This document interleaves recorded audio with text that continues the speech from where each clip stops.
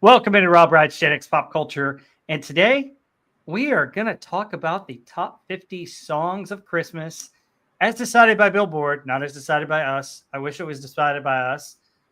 We probably would have a much different list if we had that. But joining my panel today, we've got Heather. How are you, Heather? Merry Christmas. Merry Christmas, Rob. Doing great. Glad to be And, here. yeah, glad you're here too. And then we've got Stark of Iron. How are you today, sir? Between keeping Alf away from my bourbon and my move, life has been pretty much okay. Christmas is a little bit more stable, if one could call it that, with all of my roommates. Ain't that right, Alf? Well, at least Alf is back with you to and the not with Tanners. Mexican Iron Man. That's a good thing. Your stash should be safe because Rob and I kind of swiped a pretty big, chunk of it, so you can't get it Yeah. all. If you need No. more, The eggnog we've got was some. magnifique on Friday. I tell you. I'm so glad you guys can just, partake of my liquor cabinet every Friday night. It's not like I buy any of that liquor. I just swipe it from parallel dimensions. But speaking of which, it's Christmas. Let's have a little drink. Yeah. And unfortunately, our dear friend who's usually on the panel with us, Agent Pepsi One, couldn't make it tonight. She's got a bit of a sore throat and her voice is not what it usually is. So she'll be back next month, though, because we're doing one of her favorite years, 1980. So we wish her the best. We're glad she's in the chat and can comment from there. So, but hello to everybody. She's always going to have some conflicting opinion. I mean, that's her MO. Oh, that's true.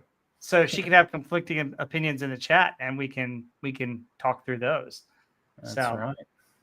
It's not as fun as hearing her cringe in real time, though. Oh, I know. We're gonna miss that, but she'll be back next week. Yeah. So she's got a hot toddy with some rum right now. So nice. So, but anyway, let's kick this off now. Folks, this is Billboard's list, not our list.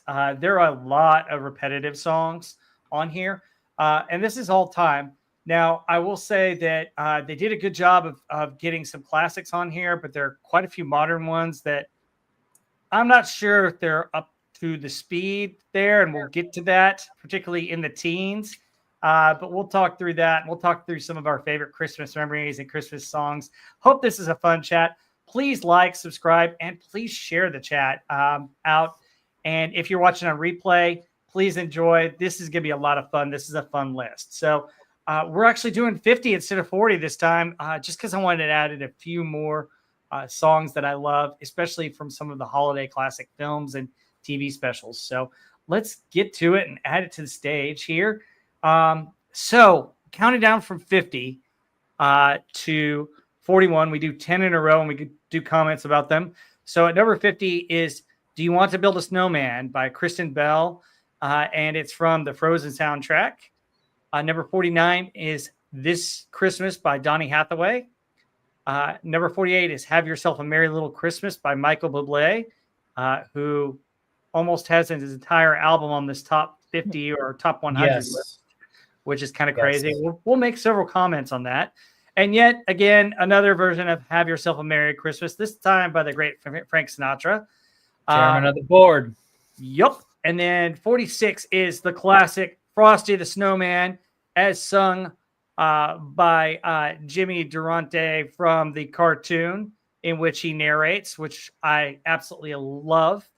Then it's Holly Jolly Christmas, again by Michael Bublé. Which may not be the best version of that song. No, that's for our lives. Then we got Pentatonic, which make several appearances on this list with Little Drummer Boy. And then Santa Claus is Coming to Town by both the Jackson 5 and then by the boss, Bruce Springsteen. So, Heather, you want the first crack at this top 10? This section of 10 from 50 to 41? Sure. Well, so actually, I will say Little Drummer Boy is, I think, my favorite, at least one of my favorite Christmas songs of all time, but just not this version. And I don't dislike Pentatonics. I think that they're really good singers. I like what they do with the a cappella stuff. I think it's a neat spin on songs that have been covered over and over and over again. And Unlike Michael Bublé, who I think is somewhat bland in his covers, just doesn't really add much uniqueness to it. I do like kind of their unique take on stuff, but um, the best version of this to me is the Harry, what is his name, Simeon or Simeon or I always forget the name. The chorus one though, just a fantastic version that they did. I think it's the original, but I will say the Little Drummer Boy. I think just the history of it. I think it was originally recorded by the Trap family of the Sound of Music fame. So Hmm. pretty interesting. So Bob Seger has a cool cover of The Little Drummer Boy. But that said, one of my favorite songs of all time, just not the Pentatonics one. I think maybe my favorite of actual songs here is Frank Sinatra's "Have Yourself a Yeah. Merry Little Christmas," um, written in 1943, originally sung by Judy Garland for "Meet Me in St. Louis," which I Hmm. actually watched not that long ago on Turner Classic Movies. I just seen it for the first time, maybe not that long ago, and I think the interesting thing about that song is just how the original lyrics were a lot darker, even darker than like the first recorded version. So they came out, Judy Garland came out and said, "No, I'm not going to sing that way. It's just like too depressing." And then Frank Sinatra even changed it again to make it even like a little bit more not so dark, a little bit happier. And I think to me, his version is the definitive version for me of all the people who covered that song. um, I love it. Does kinda have that melancholy, kinda sentimental, nostalgic tone, but it's still kind of an uplifting song, the way it's sung. His version is sung, his latest version. So that I think that one's top for me. I don't mind Santa Claus is Coming to Town, Bruce Springsteen, it's okay, a cover. It's just a fun little song, the Jackson 5, it's fun. Um what else? Holly Jolly Christmas, yeah, again, Burl Ives, not Bublé. And I will say that Frozen song, ugh, I had never even heard it before, but I've never watched Frozen, but I was like, "What is this song?" I'm reading through the list and I'm like, played it and I'm just like, "Oh god, these, like, little kids singing." It kind of reminded me of Annie, how little kids more, like, shout than sing, and it's just like, ugh, torture. Um, so that to me was the by far the worst one. I'm just not into that. Um, Danny Hathaway, that was I like that, and I've heard it a lot in passing. I just when I looked at it initially, I didn't know what it was, but it's kind of a soul R&B song. I thought it was pretty good. I enjoyed that one too. But that's it for me. I'll let you guys go. I've rambled for a while. Oh, that's good. That's good. Thanks for your insight. Tony, what do you like? I mean, second verse, same as the first. He's the chairman of the board for a reason. I had this record on vinyl and listened to it originally on a Victrola, my great aunt's Victrola. So I got like the entire experience as intended from that record when it was released. And there's something that could be said about crooners like Sinatra, Dino, Kaiser, Kay, Nat King Cole, on and on and on. Bobby Darin. Is that their songs will always stand the test of time. They are so foundational in any form of modern music. Yeah. Yes, absolutely. Yep. Yes. Speaking of Yeah. Oh, Dino, yeah. Absolutely. so it's like, yeah, Sinatra's the tip of the spear here, but the Jimmy Durante song always brings back memories every time I hear it. I see that cartoon playing through my head. I see him marching down the street with the broomstick, and the cops telling him, "Hey, don't run out in traffic," and then the busy, busy, busy. Whenever he says that, you can't help but hear it in your head for like a week. Like, busy, busy, busy. Mariah Carey, anything that she does for anything Christmas, I have to parody. And so I do have a parody of All I Want for Christmas, but I will leave that to your discretion if you'll allow me to sing it. It's not dirty, and I cut out half of the reprise to so the YouTube don't pick up on the song structure. So I'll leave that in your When we get to You have that, to wait that for later. Maybe when we get to that at the song, end. Well, right? I want to Yeah. do that one at the end. Yeah, when we I'll get do to it it. at the end. Yeah. So Yeah. Santa Claus Come to Town. This is a good version of it. I like it personally. It's probably my second favorite though. which one, by the Boss or the Jackson 5? The Jackson 5 is the second best. Yeah. The Boss is the best. Mm-hmm. Yeah. But I like Christmas soul music, and I hope that this list has a little bit more to offer than just hand picking Jackson 5 here, Michael Jackson there. I'm hoping to see a couple because I like Motown just as much as I like anything Americana related. So. Mm-hmm. So yeah, this is a very good motley assembly, and this is from what 50 or 49 or 50 to 49. Yeah, I like 50 to 49. read Pepsi's comment there that you just put up. I like. Oh that. yes, I will happily read it. Agent Pepsi one in the chat says, "I'm not a fan of Bruce Springsteen, and I think his take on Christmas music is in poor taste, considering his posted comments on the holiday." Oh, here we go, already fighting. And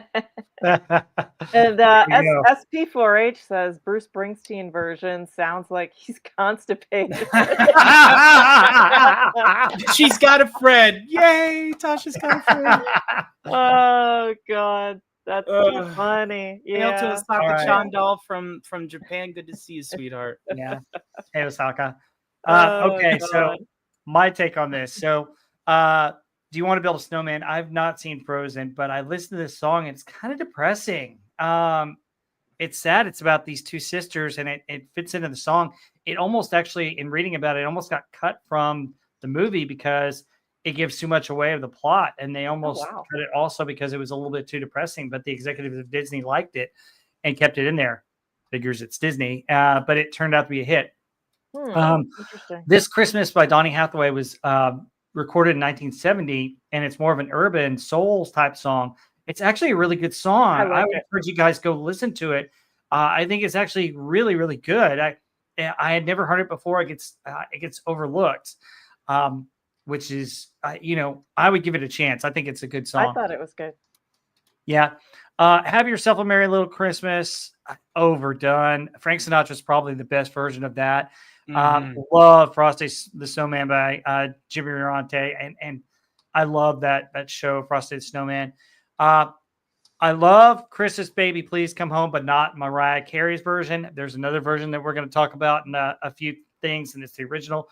Mariah Carey has a good voice, but I just no. Everybody makes her the Queen of Christmas. Give me the original over this version of it 100 times. Pentatonics, I love Little Drummer Boy. They do a good version, but a version we didn't mention was the Bing Crosby, David Bowie version, Peace on Earth, Little Drummer Boy, which should be on this list, but it's not. We'll get to that in our 50 that are in our ones that are not on the list, but my goodness, where is that? That should be somewhere on here because I think that's outstanding. I gotta disagree, man. I don't like that. It's the only version of the Little Drummer Boy that I don't like. I think with all the they made it a different song, which is fine in its own right.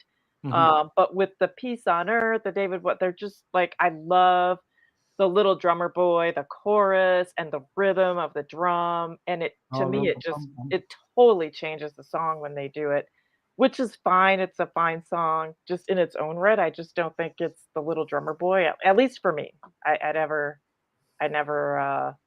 liked that version as well as like a traditional rendering of the song. Yeah.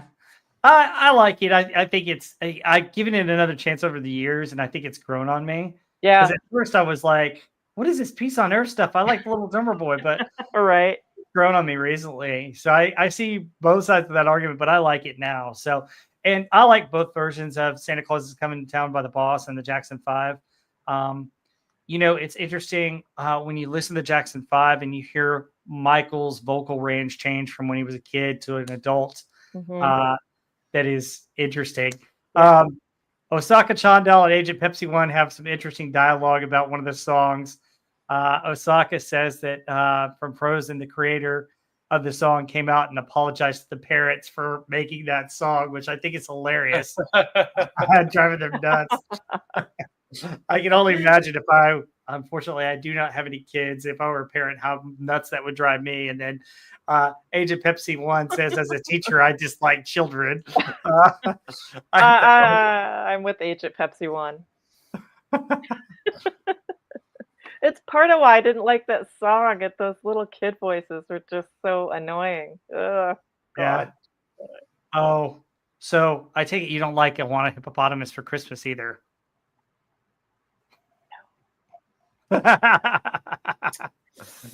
But now we're going to be talking about that. Two front teeth. Oh gosh, yeah, there are lots. I love the chipmunk. I love the chipmunk song though. For some reason, I love the chipmunk voices. Don't I don't wait, know. yeah. It's a bizarre exception. I don't know. And Frosty, I love Frosty, the cartoon. I always cried at that when I was a little kid when he melted at the end. Happy birthday! They take him all the way to North Pole. Yeah. So you won't melt. With Santa. Yeah. And then so yeah, this one's full of snowmen and have yourself a merry little Christmas. So all right, let's go to the next set of 10 here. And I think this is a good set. So we've got 40, There's No Place Like Home for the Holidays by Perry Como, a classic. Jingle Bells by Frank Sinatra and the Gordon Jenkins Orchestra. It's Beginning to Look a Lot Like Christmas by Bing Crosby. There we go. There are several versions of that song on this list, by the way. Run, Run, Rudolph by Chuck Berry. Where Are You Christmas by Faith Hill, a very pretty song from the Grinch movie. Little Saint Nick by the Beach Boys. Linus and Lucy, the Vince Gulardi Trio, which is a great song that I think should be higher, but more of my thoughts in a minute. Again, it's Beginning to Look a Lot Like Christmas. Perry Como. And then Do They Know It's Christmas by Band-Aid, which is an interesting song, and I think we'll get into that in a minute. And Christmas, Baby, Please Come Home, the original by Darlene Love. Go ahead. Who wants it, Tony or Heather? Which one of you guys wants to take this set of 10? I'll lead with this one. Okay. We'll just go back and forth. Yep. It's a tough pick between Perry Como and Bing. Both are inferior to Nat King Cole, but I'm going to pick Bing over Perry Como here for It's Beginning to Look Like Christmas for sure. And of course, the song that sticks out the most to me out of this list has to be the Chuck Berry song, simply because my first exposure to that track was from Home Alone, when they're running through the airport to catch the flight. What do you mean 10 o'clock? Yes, I love that movie. Yeah. But all of these are good. Not so much the Faith Hill one, but then again, meh. And anything that was featured on the Peanuts Christmas specials is pure gold. So I haven't heard Little Saint Nick in such a long time. Usually whenever I think of the Beach Boys, I just think of Sloop John B. and Wouldn't It Be Nice? And, some of the very iconic played to death on the radio hits. So I'm going to probably have to give that a listen after the show. But yeah, this is a good selection. Baby, Please Come Home is also a really good one.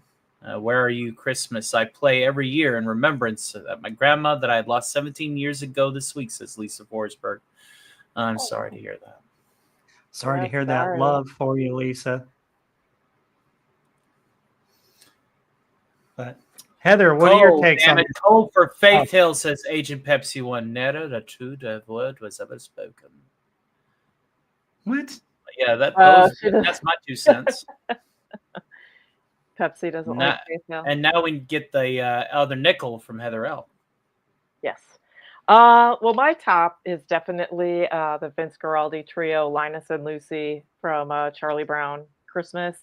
I just love that entire CD, the soundtrack that is from the Christmas special, and he's got the CD that's not necessarily all the Christmas special, but they're kind of his jazz trio playing a lot of those songs. But I just love Peanuts. I'm a big fan of them. I love the Christmas special, and that music is just so like I love the sophisticated piano, but yet it's like light and happy and joyful, and just absolutely love it. It's funny that when they did that special, the music studio and the producers and executives of the studio didn't think the music was any good. They were like didn't think it would be successful. They didn't like the show either, which turned out to be one of the most successful things ever to be aired on TV. So I guess they were as goofy back then as they are now. They just happened to have, talented people doing work back then. But I think another funny story associated with that song is when they were doing the music for the special and Vince Guaraldi was writing music, he came up with it and he called the producer of the show and was like, "Oh my God, I just wrote this. I got to play it for you right now. You're gonna love it."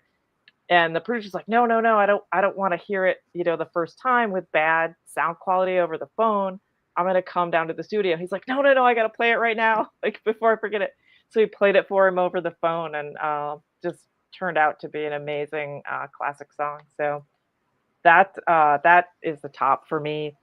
I like Little Saint Nick from the Beach Boys. So if you haven't heard it, I think it's a great. I think you'll actually recognize it once you play it.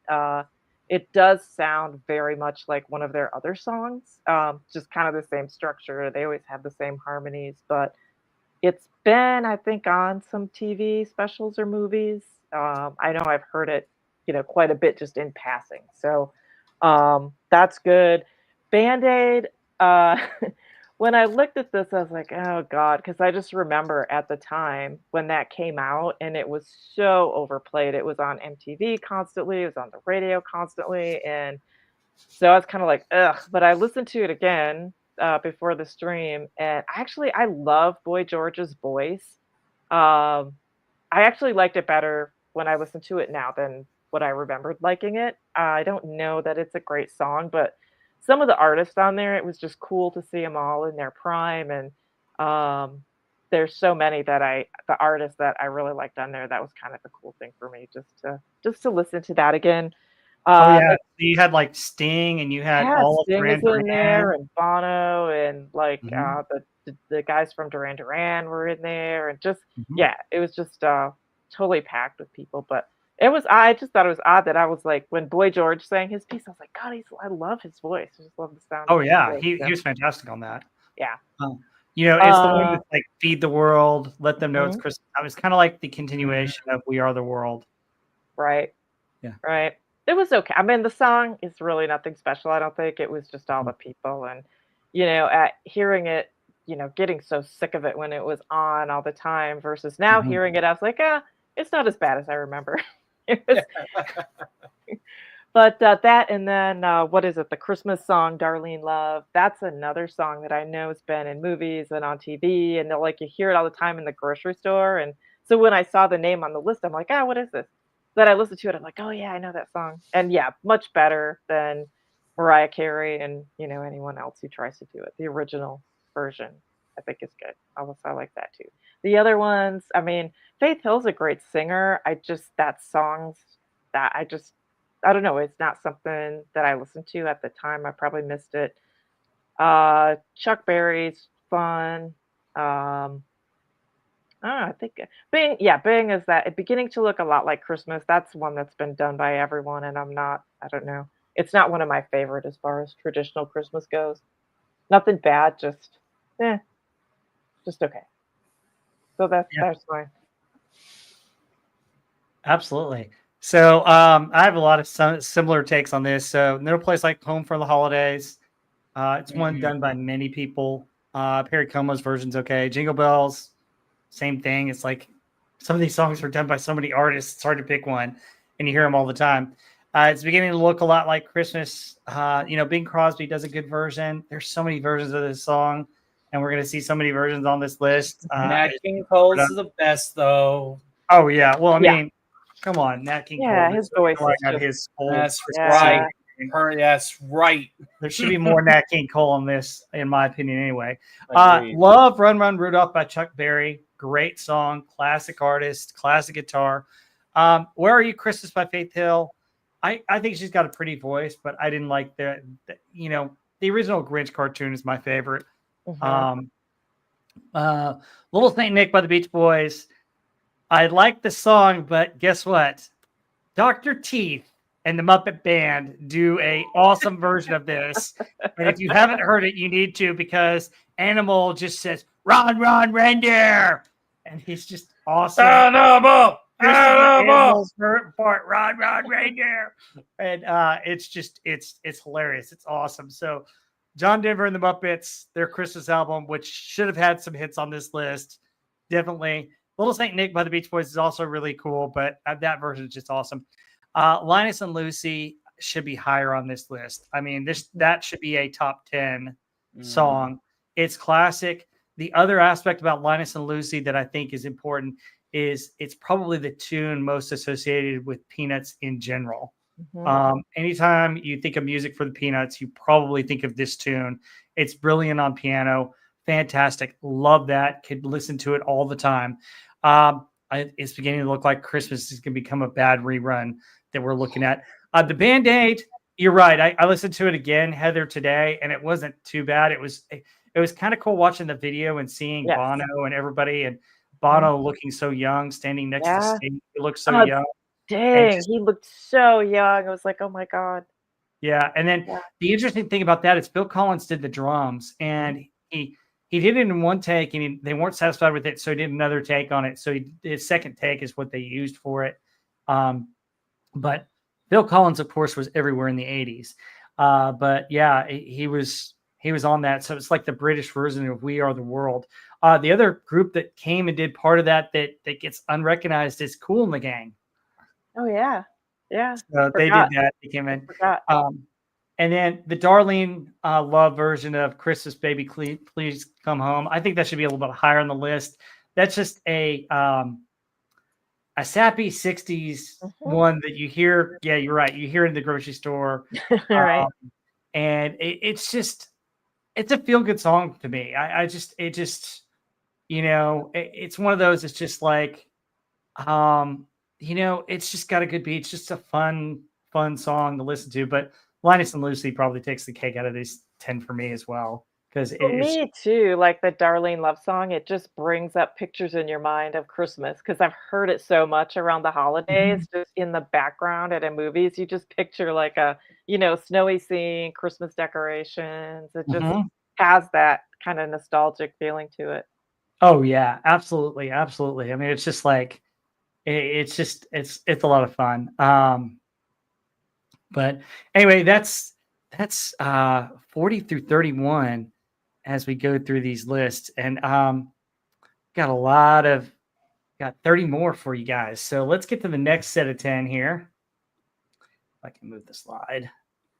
Okay, so at number 30, we have Batman in this. What did Batman and Christmas have in common? Well, guess what? Catwoman. Eartha Kitt does Santa Baby. The kid. Yes. Yeah. Santa Baby. It's Beginning to Look Like Christmas by Johnny Mathis. Yes. What is this, version 4 or 5 already? Here Comes Santa Claus Right Down Santa Claus Lane by Gene Autry. Christmas Time is Here. The other song from the Peanuts. Yeah. Peanuts. Hallelujah by Pentatonic. Please Come Home for Christmas by the Eagles. You're a Mean One, Mr. Grinch, the classic, iconic by Royal Ravenscroft, who's also Tony the Tiger. Happy Holidays, The Holiday Season by Andy Williams. Underneath the Tree by Kelly Clarkson is our more modern song. And Christmas Canon by Trans-Siberian Orchestra. So, Heather, do you want this set?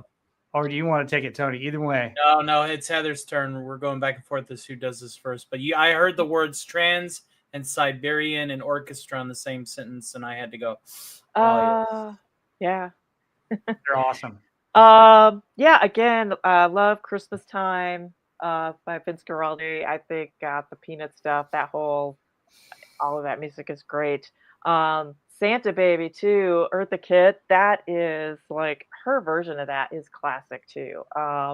It's just so cute and playful. I mean, the other ones, it's been covered by a lot of female artists, but they to me they just don't get it. They didn't hit capture the tone the same way that she did. Hers is just super fun. Um, so you're a mean one, Mrs. Bell. That is my theme.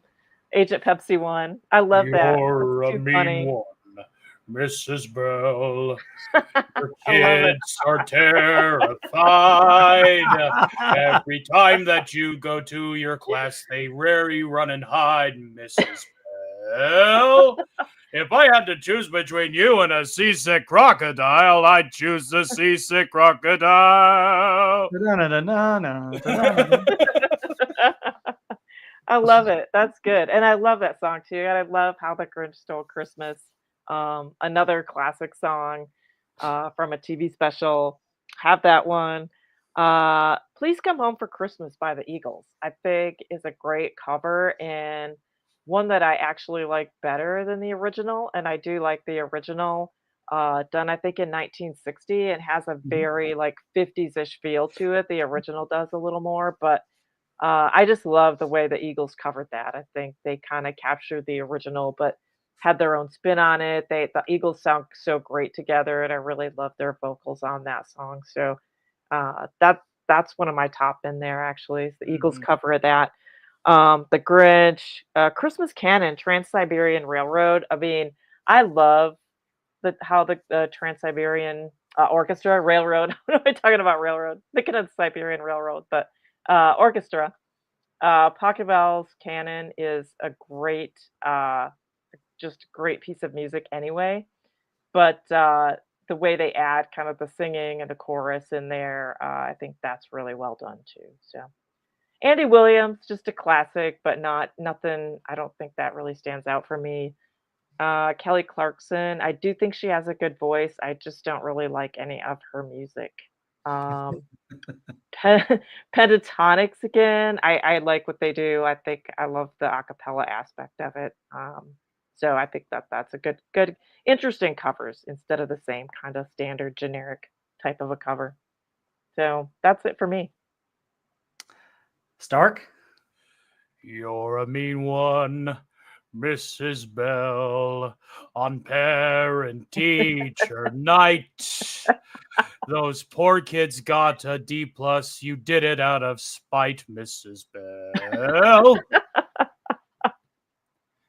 Nah, the tip of the spear Oh for me god. has to be "You're a Mean One." I tell you, this song is iconic. Right there with Christmas time is here because I grew up in a household where all these classics were played every year until you Mhm. got sick of hearing them and they're stuck in your head. But then after that, I have to go with Eartha Kitt. I love Eartha Kitt to death. Even whenever she descended from being Catwoman to Cat Lady and Ernest Scared Stupid. Uh, yes, that deserves a drum roll. Thank you. So yeah, Santa Baby, and I still want to get my friend Squeak a Mouse on my show at one point to sing it. She says she doesn't mean cover of it, so I have to put her to the test. But the one that is a little bit more modern, a little sticks out, is the Trans Siberian Orchestra with just how they bring like metal sounds like electric guitars together with those big church bells and Yeah. yeah, they do no wrong. There, I have not heard a Trans Siberia Orchestra number that I did not like. So it's good to see them on this list. Yeah. They have an epic sound to everything Yes, that they they do. Really cool. Agent Pepsi 1 says, "Oh, gee, no D plus out of the kindness of my heart. One gets an A, one a D plus. The rest of you fail." That's right, Turner. Super F, Turner. Yeah. God. But now you know what, Agent Pepsi 1. I've had a few, but email me later. I want to make this a full song and have it ready for the Christmas Eve show. Yeah, Yeah, that's great. I like that's it. awesome. That's gonna be great. Okay, so my take on this 10. Yep. I love Santa Baby. The Eartha Kitt version is the definitive version for me. Always reminds me of Batman because she played Catwoman. Mhm. She's just amazing. I love that version. Um, I don't think we need to go over. It's beginning to look a lot like Christmas, but Johnny Mathis is getting a little bit better. Not Here Comes Santa magic. Claus by Gene Autry. Love that, but it always reminds me of the end of Christmas Vacation when the police storm the Griswold's house. When Sean sings, here comes Santa Claus. The SWAT teams breaking down the doors and jumping through their windows and everything like that. It cracks me up. So it's funny how you start to associate these not only with Christmas time and Christmas cheer with family, but you start to associate them with some movies that they're in. Christmas Time Is Here is such a great song. Perfect for Peanuts. Love it. It reminds me of snow. It reminds me of being a kid and watching that and just all kinds of stuff. The only thing that as an adult I've started to kind of sing to that tune is Christmas time is here. Let's all get a beer. So anyway, so Hallelujah by Pentatonic is a beautiful song. It's actually a cover song of the Leonard Cohen song of the same name. It's a very sad song, though. It starts out really good, referencing, songs by King David in the Bible. But oh my goodness, it's a sad song. Mhm. I like Pentatonic, but I'm not sure that should be a top song for Christmas. It's just Right. it's really sad. It's good, but it's sad. The original is played in one of the Shrek movies as well, but I don't think it belongs here. I think something else would be better here. I that one just doesn't belong in this list. It's a pretty song. Pentatonic's great. I think they do a magnificent job on it, but it just doesn't belong. Please Come Home for Christmas by the Eagles is fantastic. They released it as a single a couple of years after Hotel California, before the long run, and this was the first song that Timothy B. Schmidt played bass for the Eagles on. At the time, Randy Meisner had left the band. He and Glenn Frey had gotten into it over a song, and he was getting burned out from the Eagles, and he had a family and a wife at home, and he wanted to spend more time with them, and so he kind of left the band. So that's what happened to Randy, and so they replaced him with Timothy B. Schmidt, who was also in Poco like Randy was. So it's interesting how the Eagles just pulled from Poco for the members of their group. But I think Don Henley's vocals on it are fantastic. Yeah. I do love their version. Actually, I agree with you, Heather. It's better than the original. It's actually on some albums as well, so you can actually find it. There's a live version on one of the albums. So if you're interested in looking for it, go look for it. It's a good song. It's a good version. Although some people may want to wait till after Christmas to look for it because they may have it in one of the contemporary things, but we're not going to hint at presents here. Thor Ravenscross, who was Tony the Tiger. You're a mean one, Mr. Grinch. Love that. I love the Grinch. One of my favorite cartoons. A must watch every year. The original cartoon is the best version, in my opinion. I love the songs. I love the singing. I love his version of that. I love how Boris Karloff does the voice of the Grinch and does the narration. It is just perfect. That is one of the best ones. And there's some interesting thoughts of it. If you've watched my video on the Grinch, please do. There's something unique about it that I didn't know for years. And it's fantastic. And you've got to watch my video to know about it. It has to do with the Grinch and his eyes. That's all I'll say. Happy holidays, the holiday season. I torture my brother because he hates Andy Williams' version of this song and another Andy Williams song that we're going to have here. So I tease it with that, but it's overplayed. He does a good job. I love Andy Williams, but Moon River's a lot better. Underneath the Tree, I listened to today. I'd never heard it by Kelly Clarkson. She's got a pretty voice. Don't like the song. Don't care for it. Not my thing. But you needed something modern. There it is. And then finally, Christmas Canon by Trans-Siberian Orchestra. Such a pretty song. Oh my gosh, with the chorus of the kids.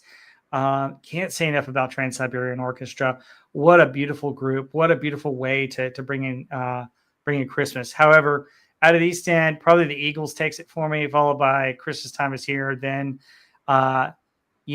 Christmas Cannon and Santa Baby. Those are the ones, and Your Mean One. Those are the top 5 on this set. I mean, just fantastic stuff. And guys, Trans-Siberian Orchestra is worth your time to listen to. Yes. A lot of wonderful instrumentals, but the beautiful thing about them is they add in vocals and they add in different things that you don't hear an orchestra do.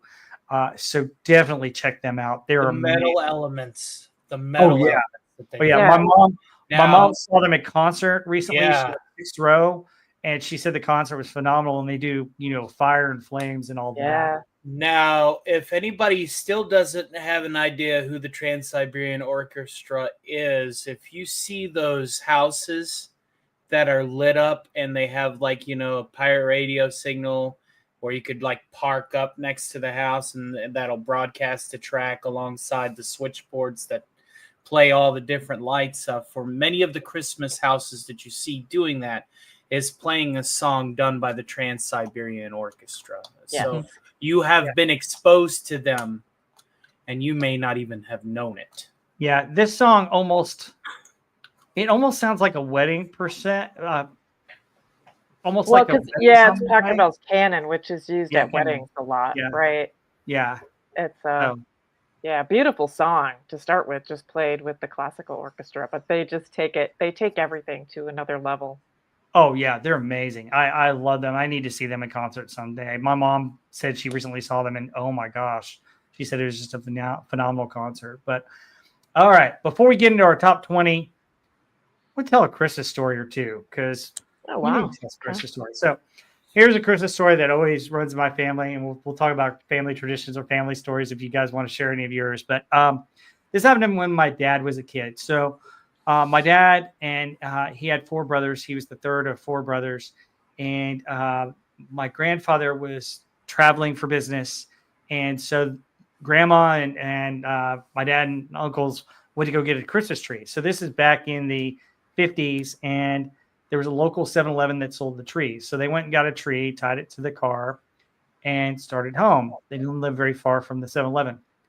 Well, the man came running out after them. They didn't know why, and they kept going. They got home and found that the tree that they bought was tied to about 6 or 7 other trees. Ooh.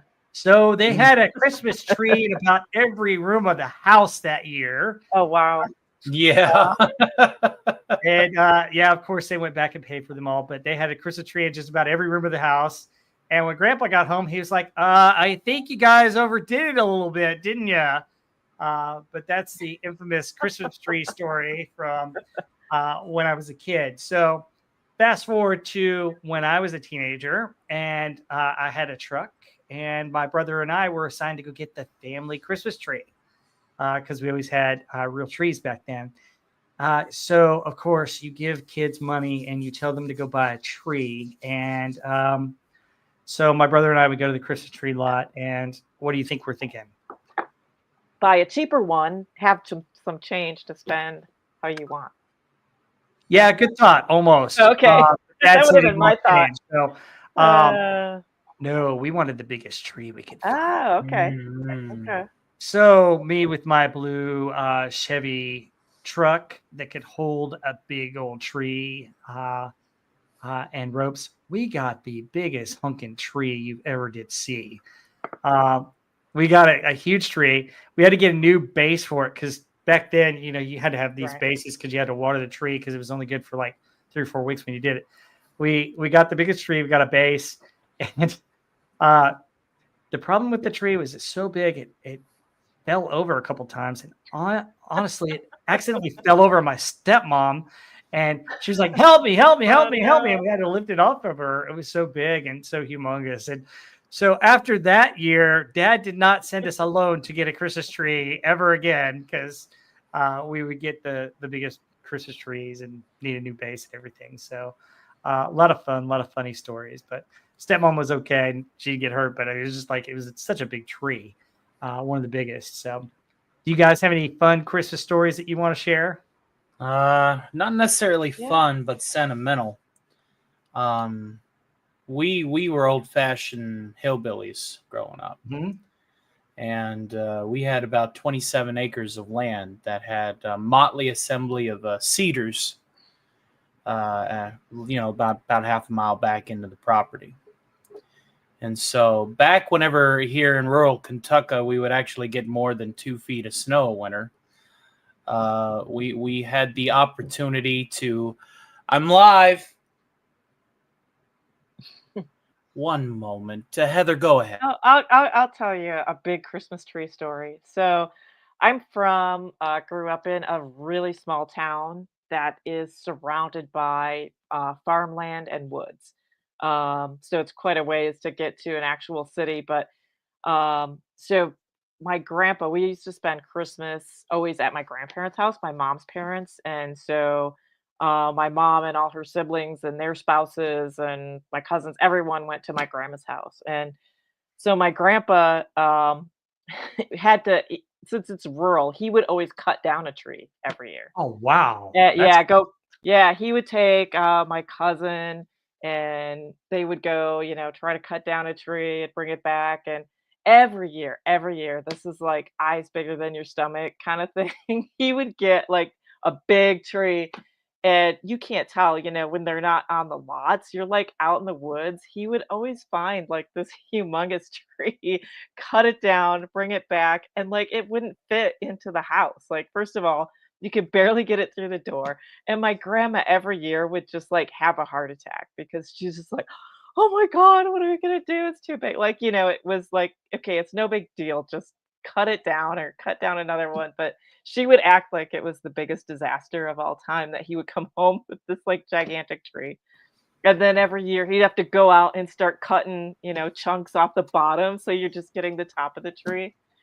And he'd cut a little more, and she'd be like, "No, it's still too big, cut a little more off." It's so funny because it's not like 1 year, they would do this every single year, like, go through this whole kinda comedy bit where my grandma's like, "Oh my god, it's too big," and he's just like, "Gotta have this humongous tree." So, yeah, it was pretty funny. That was the typical Christmas. Oh, wow. So your grandfather was the Clark Griswold of the family, huh? Yeah, I mean, he was like one of those, like, kind of a manly man hunting and fishing and, farming. And he'd go, I got to go chop down my own Christmas tree. Uh, that was just kind of his thing, his personality. But it wasn't unusual though for people there to cut down your own tree just because it was so rural. And, rather than go buy one, you just kind of go out in the woods and cut one down. There's tons of evergreens in Michigan. So, it wasn't like a huge deal to just go cut one down. Oh, that's awesome. Yeah. Yeah, in Texas, you're lucky You you got don't have snow. I mean, evergreen most of the trees. time, it's like 60 or 70 degrees sometimes at Christmas. Mhm. Yeah. Right. Very I have cool. That's an awesome returned. memory. Yeah. Go ahead, Tony. Was Heather done with her story? Yep. Just Yep. finished. You're just in time. Oh yeah, I had to go and get duck of death after talking to my roommate. Anyway, so where was I? Yes, so we would actually, bundle up back again whenever we had more than 2 feet of snow, a winter, and we would walk that half mile. We'd climb up the hill and we'd take the big sheet metal and a rope and we'd pick out a tree. We took about an hour and a half to find the perfect one each time because, we would have to, go a little further back and a little further back every year. We'd cut it down and sled the bad boy down the hill, pack it into the living room, set it up. And we had to get, we had that old like red thing that you put the water in with the green legs. And of course you have to wait, a couple of days before you can even decorate it because the limbs have to settle. The first time that we hunted a tree and brought it in, I was like, oh my God, let's get to it. Let's get to decorate. And I had like boxes of tinsel and stuff. And we had like all of those antique ornaments. We're talking about the ones from the 30s and 40s. Oh, the big cool. trumpets, the glass, the blown glass with the nice pastel hand-drawn art on them. We had all that stuff. So when we decorated a Christmas tree, we even used free tinsel, like free hanging tinsel. I wish we had. My sister has all the albums and has pictures of the trees, but we would make a tree that looked like it just came out of a set from 1948. Oh, that's awesome. Yeah. And we were spoiled kids when we were young. The front door to the house was about 4.5 feet away from where we put the tree up every year, and up shoved underneath the tree, going all the way out to that front door, was presents every single year. Like, awesome. You would have That's to so cool. step over the presents to get out of the house. Yeah. And it was a little more. And you know, I got my Super Nintendo for Christmas. I got a Tornado Rex for Christmas. Oh, wow. Cool.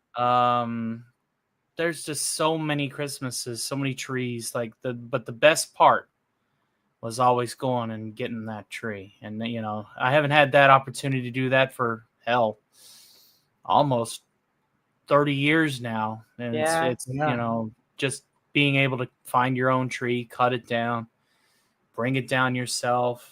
Lord knows I can't find those kind of like ornaments to put on anyway. I don't even think they sell free hanging tinsel anymore. I don't think they do, but oh my gosh. We always had that. I love that. No squirrels or anything in the all trees. over. No problems with any rodents or anything. Animals. Yeah. Bird nest. Well, it would always the sunlight would be reflecting off of how neatly smooth the snow was. Oh wow! So there wasn't no animals for miles around. There were no animals. It was a mystical looking thing. And you know, out here, you know, when it's wintertime and the sun's already at a low angle, you got all those like cold cirrus clouds, and it creates that very light pastel blue that just blankets everything. And it was the best time to get a tree. Oh yeah, I bet. Well, Agent Pepsi One wants to share one of her stories, so we'll show some of that. She says, in 1992, my sister and I spent Christmas with my grandparents in Bethany, Connecticut. In our family, it's our tradition to put the tree up on Christmas Eve, which 1992 might have been the year that my brother and I went to go get the Christmas tree. Let's see. That year, beginning on the 22nd, there was a blizzard. My grandmother, we've had an artificial tree from the 1960s in the attic. It was an aluminum, literally tree, spray painted green. So I helped getting the tree down, and there were these boxes of snow, although it was like 30 inches of snow outside. Got the snow boxes open, and then my grandfather yelled, "Tasha, don't open those boxes. The snow is actually asbestos free." Oh, God. It was popular, and I was told, as it didn't burn as many people. Oh, my God. Nice. Oh, man. Oh, gosh. Oh, wow. Yikes. God. That's hilarious. Yeah, asbestos was popular back in a certain time frame before people knew how bad it was. Delicious Pink Panther insulation now with asbestos. Ugh, wow. Yeah. Okay. Hang on. You try and remove some of these and they don't. There we go. There we go. Yep. Okay. But anyway, yeah, there's a great Christmas tree stories. Thanks for sharing. Thank you. Now let's get back to the countdown here. Actually, Thetazord said he had one. Did you want to read that, Tony? Did you see it in the chat? I certainly will. Thetazord is one of mine, and I'd be happy to share his Christmas story. He says, and I quote, "Me and my grandma used to have our yearly snow village we put together, and she had close to 100 pieces, so we dedicated the dining room every year to put that snow village, and I would pour resin lakes. And I'd used hot wire to shape the mountains and hills and put the buildings on it. It ended up being about 10 by 8 when we had to get the tables to fit it all. I really needed to get the home video transferred to digital so I can share it. It was so beautiful. We never had villages that opulent, but I remember one year the cat knocked over a couple of the ceramic buildings. We had the tall ceramic buildings that came out. There was like a whole set of them, and the cat knocked over a couple of them and broke them. And instead of throwing them out, I said, "No, I got an idea." Because that was one of my very creative, like preteen years. So I grabbed my Godzilla figure and I had it in the corner, and I took the broken buildings and I put tea candles. I put tea candles in them to make it look like they were on fire. And then I had like a couple of cop cars and Yeah. a tank, and it was just one corner of the Christmas village. But there was Godzilla Godzilla. already going to town. Nice. It's like, no, don't throw that out. We can make this work. Nice. I like it.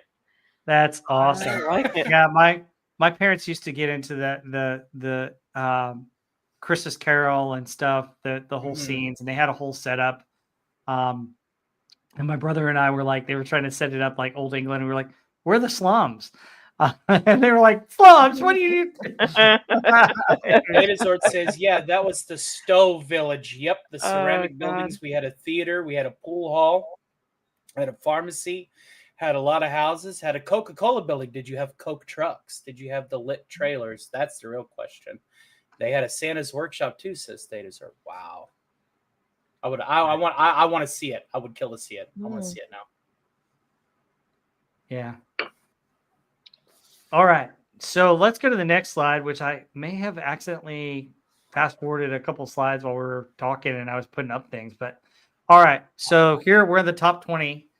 Wonderful. And by the way, the Beatles make their appearance on here too, former Beatles on here. Wonderful Christmas Time by Paul McCartney. Santa Tell Me by Ariana Grande. Blue Christmas by the King, Elvis Presley.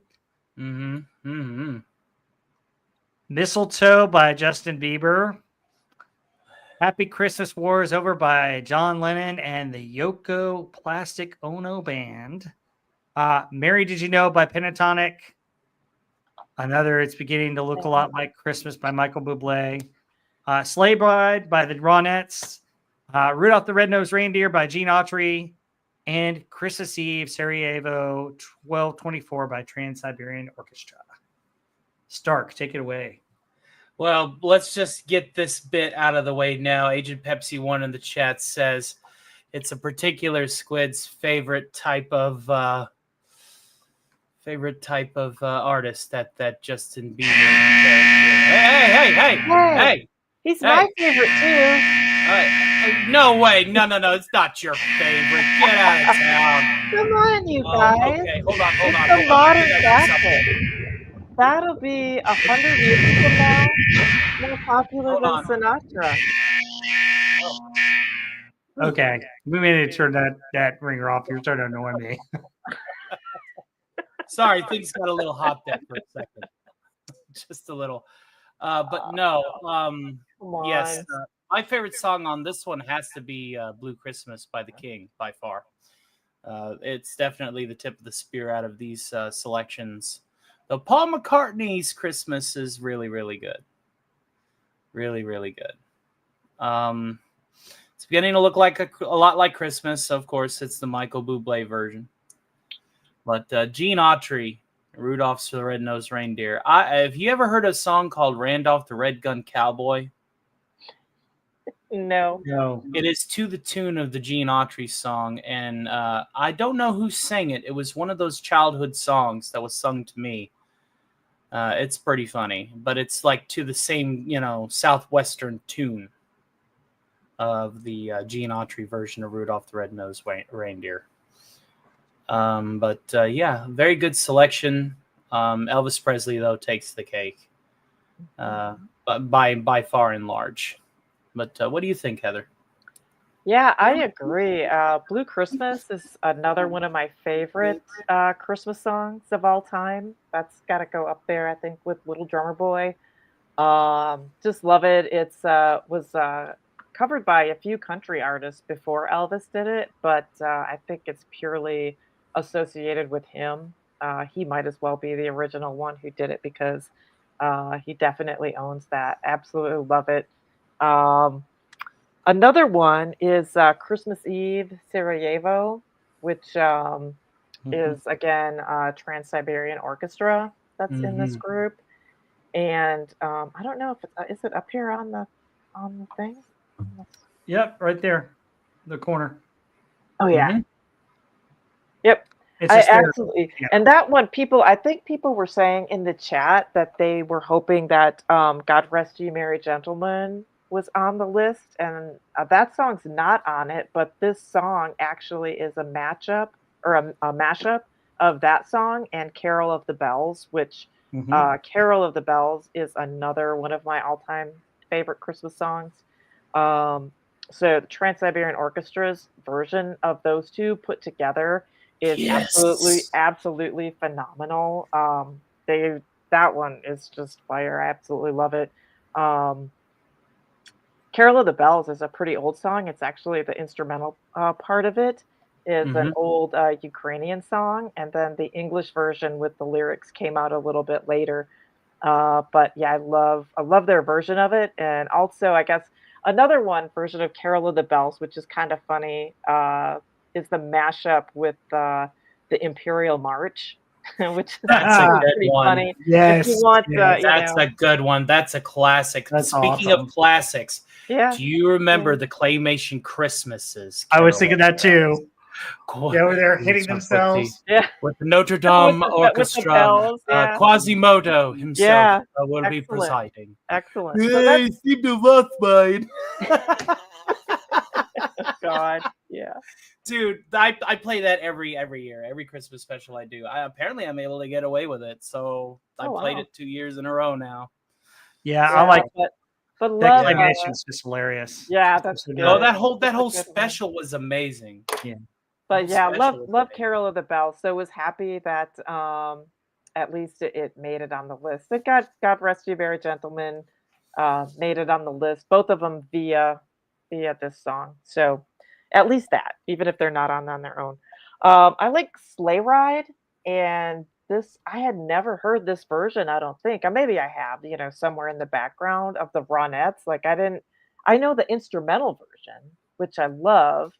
And then I've heard another version with singing, but it's not the Ronettes, and so I think it's a cute song, but I never heard, and they must have covered it because it's an old song. So Mhm. at the time, I guess they were being hip and making kind of a modern version that's older now. They kind of have a 50s sound to it, which was different hearing it done that way. Interesting to have John Lennon and Paul McCartney in this, kind of in the same grouping. I like better when it's just John Lennon singing "So This Is Christmas."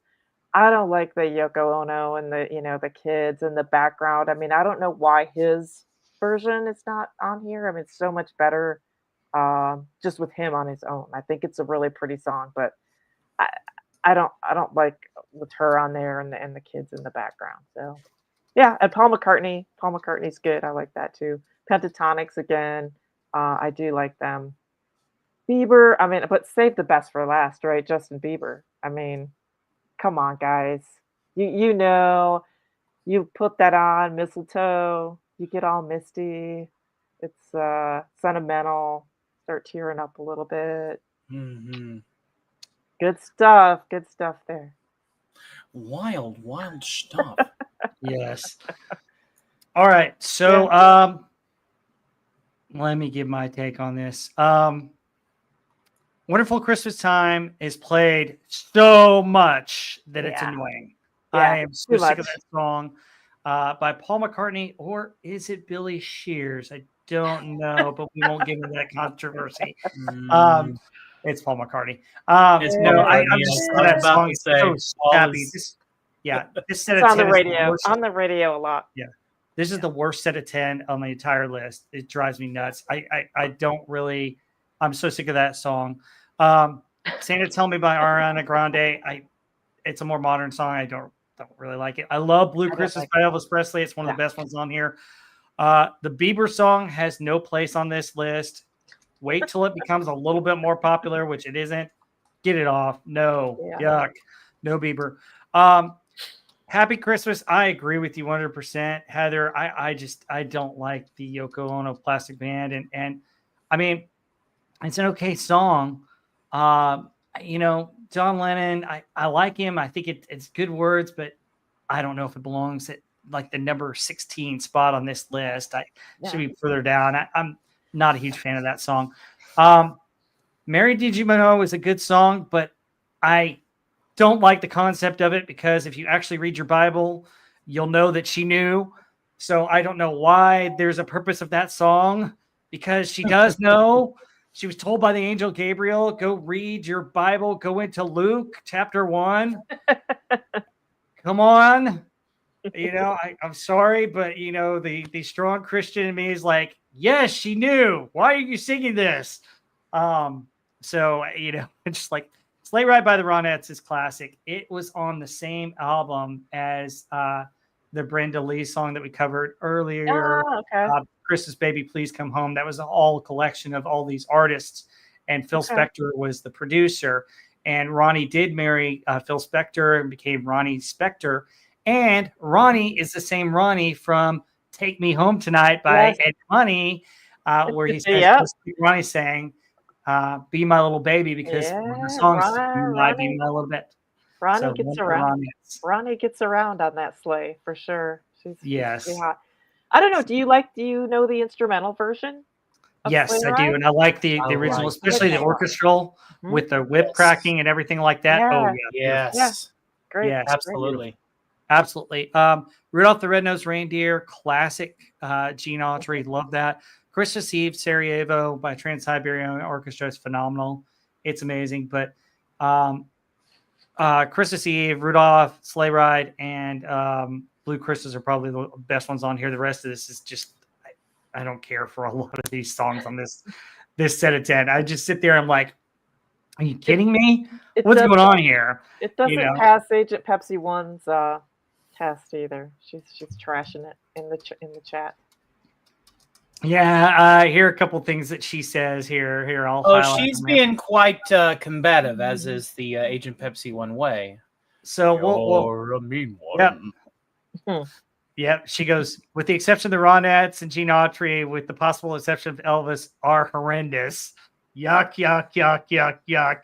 Well, Trans-Siberian Orchestra. God, this is so awful. The Trans-Siberian Orchestra. Yeah, we can always just speak on her behalf. Yeah. These songs are absolute trash. They've been overplayed to death. I swear to God.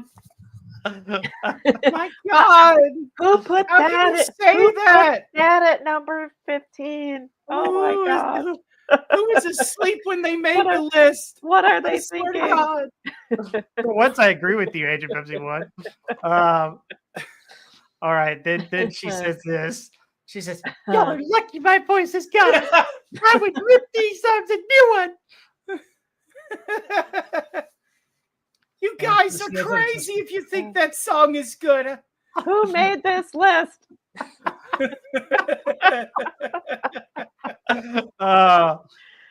Agent Pepsi 1, we love you and we miss you. We wish you were here. It's obvious that we miss you, hon.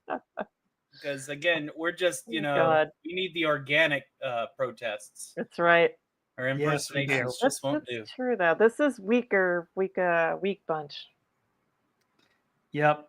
But anyway, this is the point at which, before we get to our top 10, where we review the last, I guess there are 50 others in this 100 that should have been the top 100.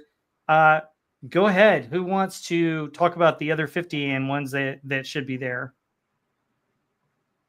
Well, I just want to say that there's a lot of songs off of some parody albums. I want to make two honorable mentions of parody albums. One is a series, and the other one was an individual release. The first of which is the Bob River Comedy Corps Christmas parodies. I consider those classics. I perform a lot of those songs every year this time in December. Sing those on my show because they're just that funny. Much like the songs that they take the tunes from, to me, I consider them classics. It's really good stuff. Some of my favorites being There's a Santa That Looks Like Elvis, Chipmunks Roasting on an Open Fire, and Police Stop My Car. Chipmunks Roasting on an Open Fire is funny. Yeah, so if you've never heard the Bob Rivers collection, give that a spin. You won't be sorry. Yeah. And the second, and just because, I have to be the second resident metalhead here, is a little project that our good friend Dee Snider put back in the day, a Twisted Christmas. Yes. Christmas carols sung by Twisted Sister.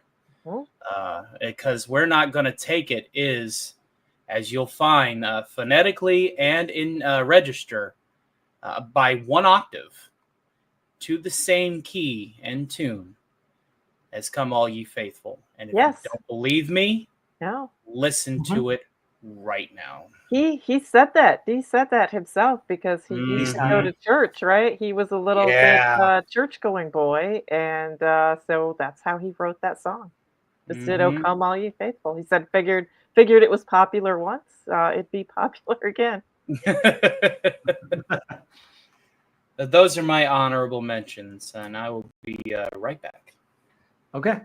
Heather, what are your honorable mentions? All I've got right. Well, again, Carol of the Bells. Pentatonics was on this list so many times, but I actually like their version of that. I love a lot of versions of that song.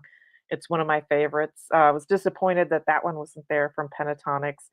Um, Do You Hear What I Hear? Number 87, the one by Bing Crosby. And Mhm.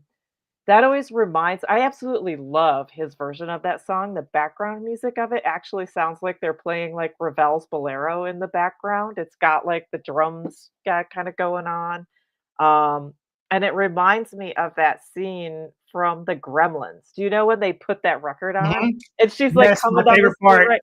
Yeah, it's when they first, like, have kind of burst into, multiplied, and they're all hiding, and she comes down the stairs, and they're like, "Put the record on." I absolutely love that part of that movie. It's like, "Oh, I do man, this too. I can't believe that song's not up there." There's also an a cappella group called Home Free that does a super cool version of, "Do You Hear What I Hear?" It's worth checking out, if Mhm. you search it on YouTube. Also, and, this one is kind of a goofy one, but Bing Crosby, "Mele Kalikimaka." That's so Oh, funny. no. I love that. It's, great upbeat song. That should have been higher on the list. Um, let's see. Oh, the Chipmunk song. I normally don't like little kid songs, but I love Alvin and the Chipmunks. I think it's so funny. That's at number 72. At 56, "Baby It's Cold Outside," Dean Martin. I Oh, can't believe yeah, there that's the wasn't best version of that more. song. Yeah, his version is the best version of that song. A lot of people have covered it. Um, and I can't believe there's not more Dean Martin on this list because he Me did some too. Christmas stuff too, and he's way better than Michael Bublé. He's got so much more personality and performance. The bland Bublé is on here way too much. Um, Obviously, the Little Drummer Boy by the Harry Simeon Choral is the best version to me of Little Drummer Boy, but and that's at number 60. But there's a lot of great versions. I think, like I already mentioned, of the Little Drummer Boy. Love that. And my favorite Christmas song, which I guess some might even argue it's not a Christmas song. It's not even close to the list, but it's Dolly Parton, "Hard Candy Christmas," and Ah, yes. Good just her singing it. She does it on a Christmas special, and it's on her Christmas album with Kenny Rogers, which is also just an awesome album, and I mean, I'm not even into country, but, their Christmas album is excellent, and I absolutely love that song. I don't like, the Best Little Whorehouse version where they have all the Mhm. different women singing it. I don't think it's that good, but Dolly singing it is it's just fantastic. It's such a like a melancholy but still hopeful kind of song and just beautiful. One of my absolute favorites. Disappointed that she is nowhere on this list whatsoever. So Absolutely. I agree 100% because I that's on my Christmas list every year. I hear that every year on the radio because I'll turn to the radio stations that play only Christmas music during this time, and her version's just so awesome. yeah, it's I fantastic. forgot to mention. There's one song that I forgot to mention. If we Okay, got Heather, you time. done mentioning songs? Is there Yep, any more before we go back to? Okay, yep, what's the one song? sounds good. It's a song by Sabaton that's based on the Christmas truce, and I actually downloaded and printed the sheet music Cool. to play a piano cover on the 24th. But it is a very beautiful song about a very magical time in a world that was plunging into darkness. It was the Great War. It was the First World War. Men that swore that they were going to be home for Christmas ended up, being in the trenches well into the following year. And on December 25th, the cannons fell silent, the muzzle flashes stopped, and people stepped out of the trenches with a white flag, shook each other's hands, shared rations, talked about their wives and families, And much to play the soccer. chagrin of high command on both sides. Yeah. There was a Christmas truce. Beautiful moment. And the song based on it is really, really beautiful. And I sung it a cappella the other night, but I'm going to be busting out Bessie with the cover of it. So Yeah. The Pipes of Peace by Paul McCartney. The video for that song references exactly what you're talking about. So, since I always do a heavy metal mention, I will say there's some good heavy metal Christmas covers, and Zach Wilde, who was one of Ozzy Osbourne's guitarists, does a fantastic acoustic guitar of Christmas songs he's a great, like, a virtuoso player, and so on the acoustic guitar, they sound fabulous. Like The First Noel is one of them, and they're worth checking out if you like acoustic guitar. It's a really good Christmas vibe too. Okay, got a few for mine. So first off, John Denver and the Muppets. Go look for that album, or look for it on YouTube. It's worth your time. Their 12 Days of Christmas is hilarious. There's some fun songs, but what takes the cake on there is John Denver's version of Stille Nacht. Did I pronounce that correct? Agent Pepsi 1, Silent Night.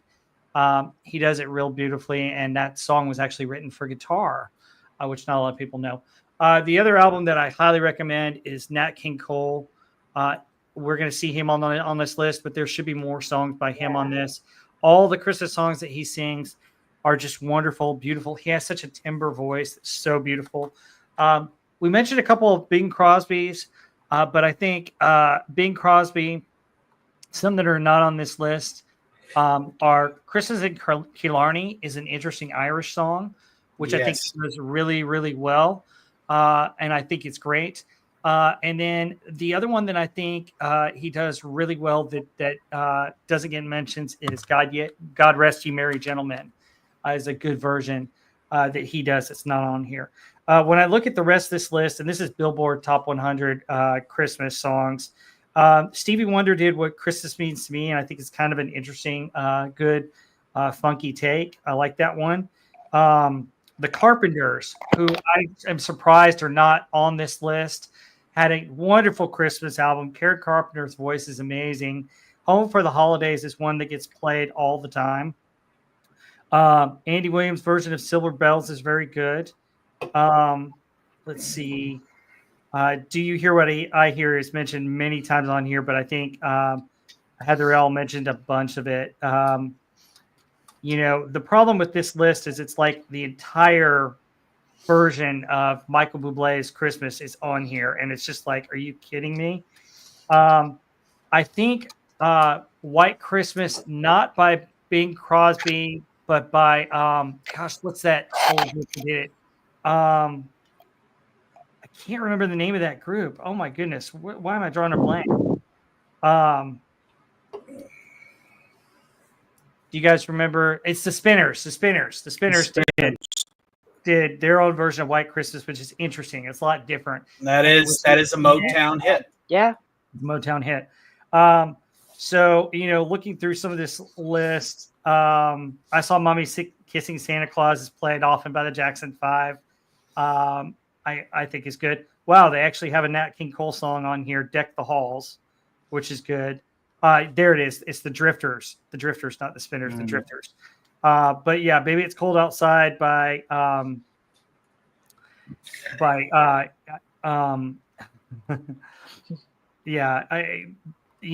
that's another one. I Want a Hippopotamus for Christmas is played way too much over here, but that song is interesting. That song. A lot of people hate that song, but it was originally for a zoo in Oklahoma City. They were getting a new baby hippo for Christmas, and that's what the song was about. So it was great. Dean Martin, Baby It's Cold Outside is one of the best. I like Burl Ives' version of Rudolph just as well. Yes. Sleigh Ride by Leroy Anderson is Pop's concert is fantastic. Merry Christmas, Darling is a sweet song by the Carpenters, which I think is really good. But yeah, I mean, there are a lot of songs that got left off, and I think there's some wonderful ones. Agent Pepsi 1 has a few that she wants to mention here.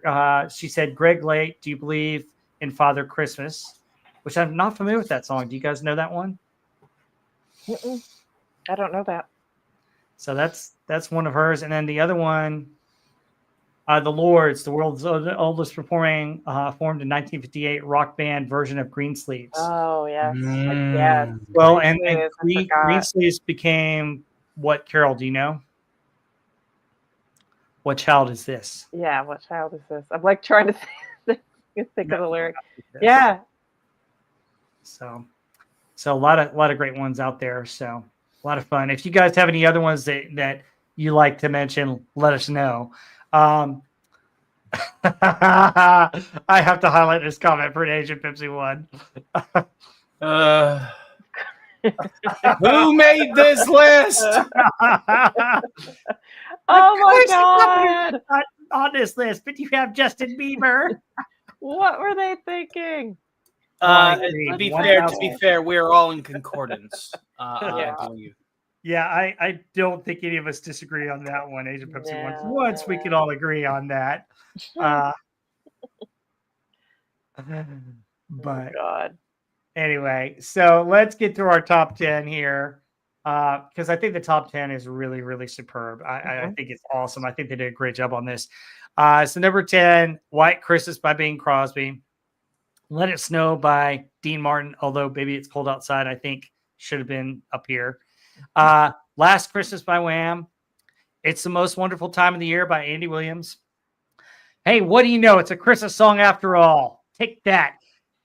Feliz Navidad by Jose Feliciano. Holly Jolly Christmas by Burl Ives. There it is. Of course, the Christmas song by Nat King Cole, which more of his hits should be on here, as we've discussed. Jingle Bell Rock by Bobby Helms. Rockin' Around the Christmas Tree by Brenda Lee.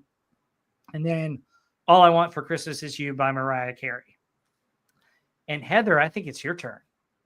Okay, well, I'd say the Christmas song by Nat King Cole to me is actually number one. I can't believe there's not more Nat King Cole on this list. His voice is just phenomenal doing a lot of these traditional Christmas songs.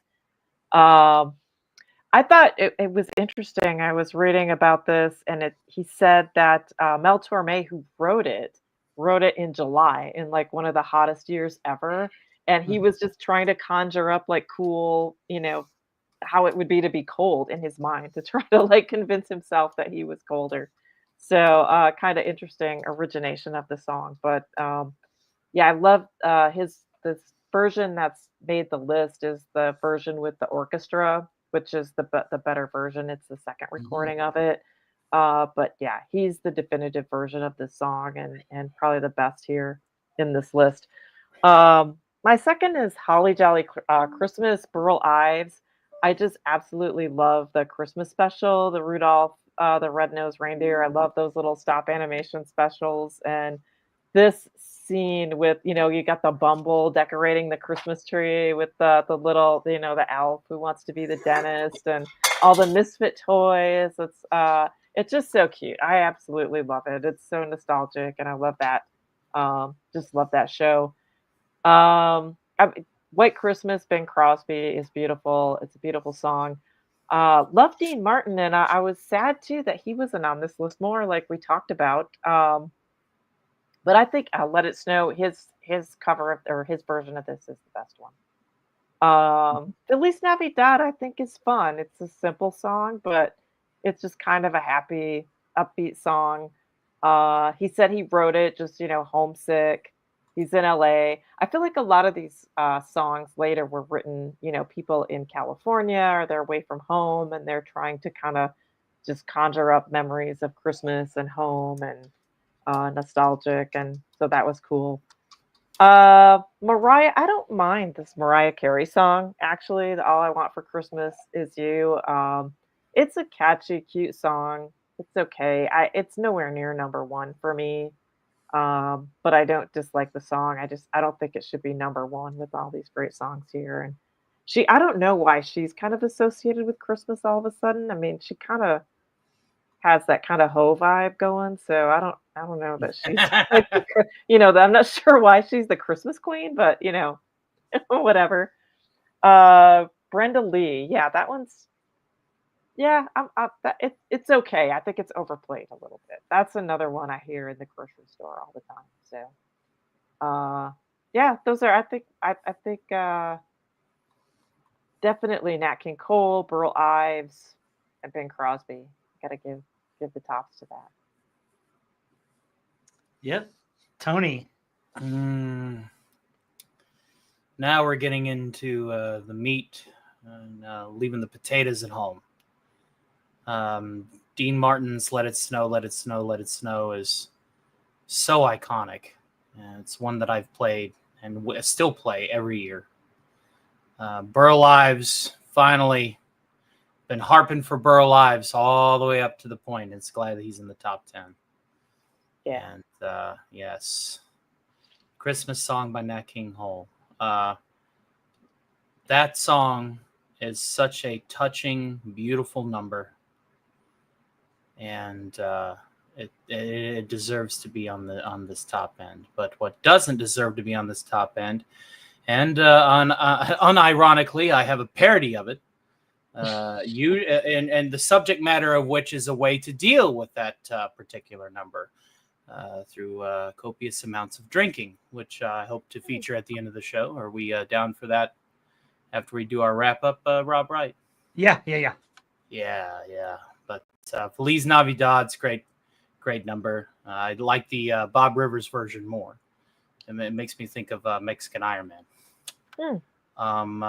But yeah, every one of these outside of one.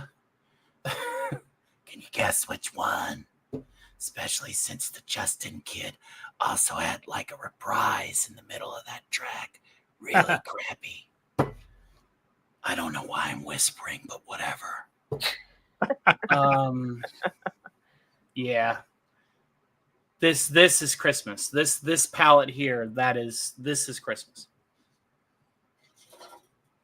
Yeah, I thought it was interesting on White Christmas, talking about like people in warm weather, kind of dreaming up Christmas scenes.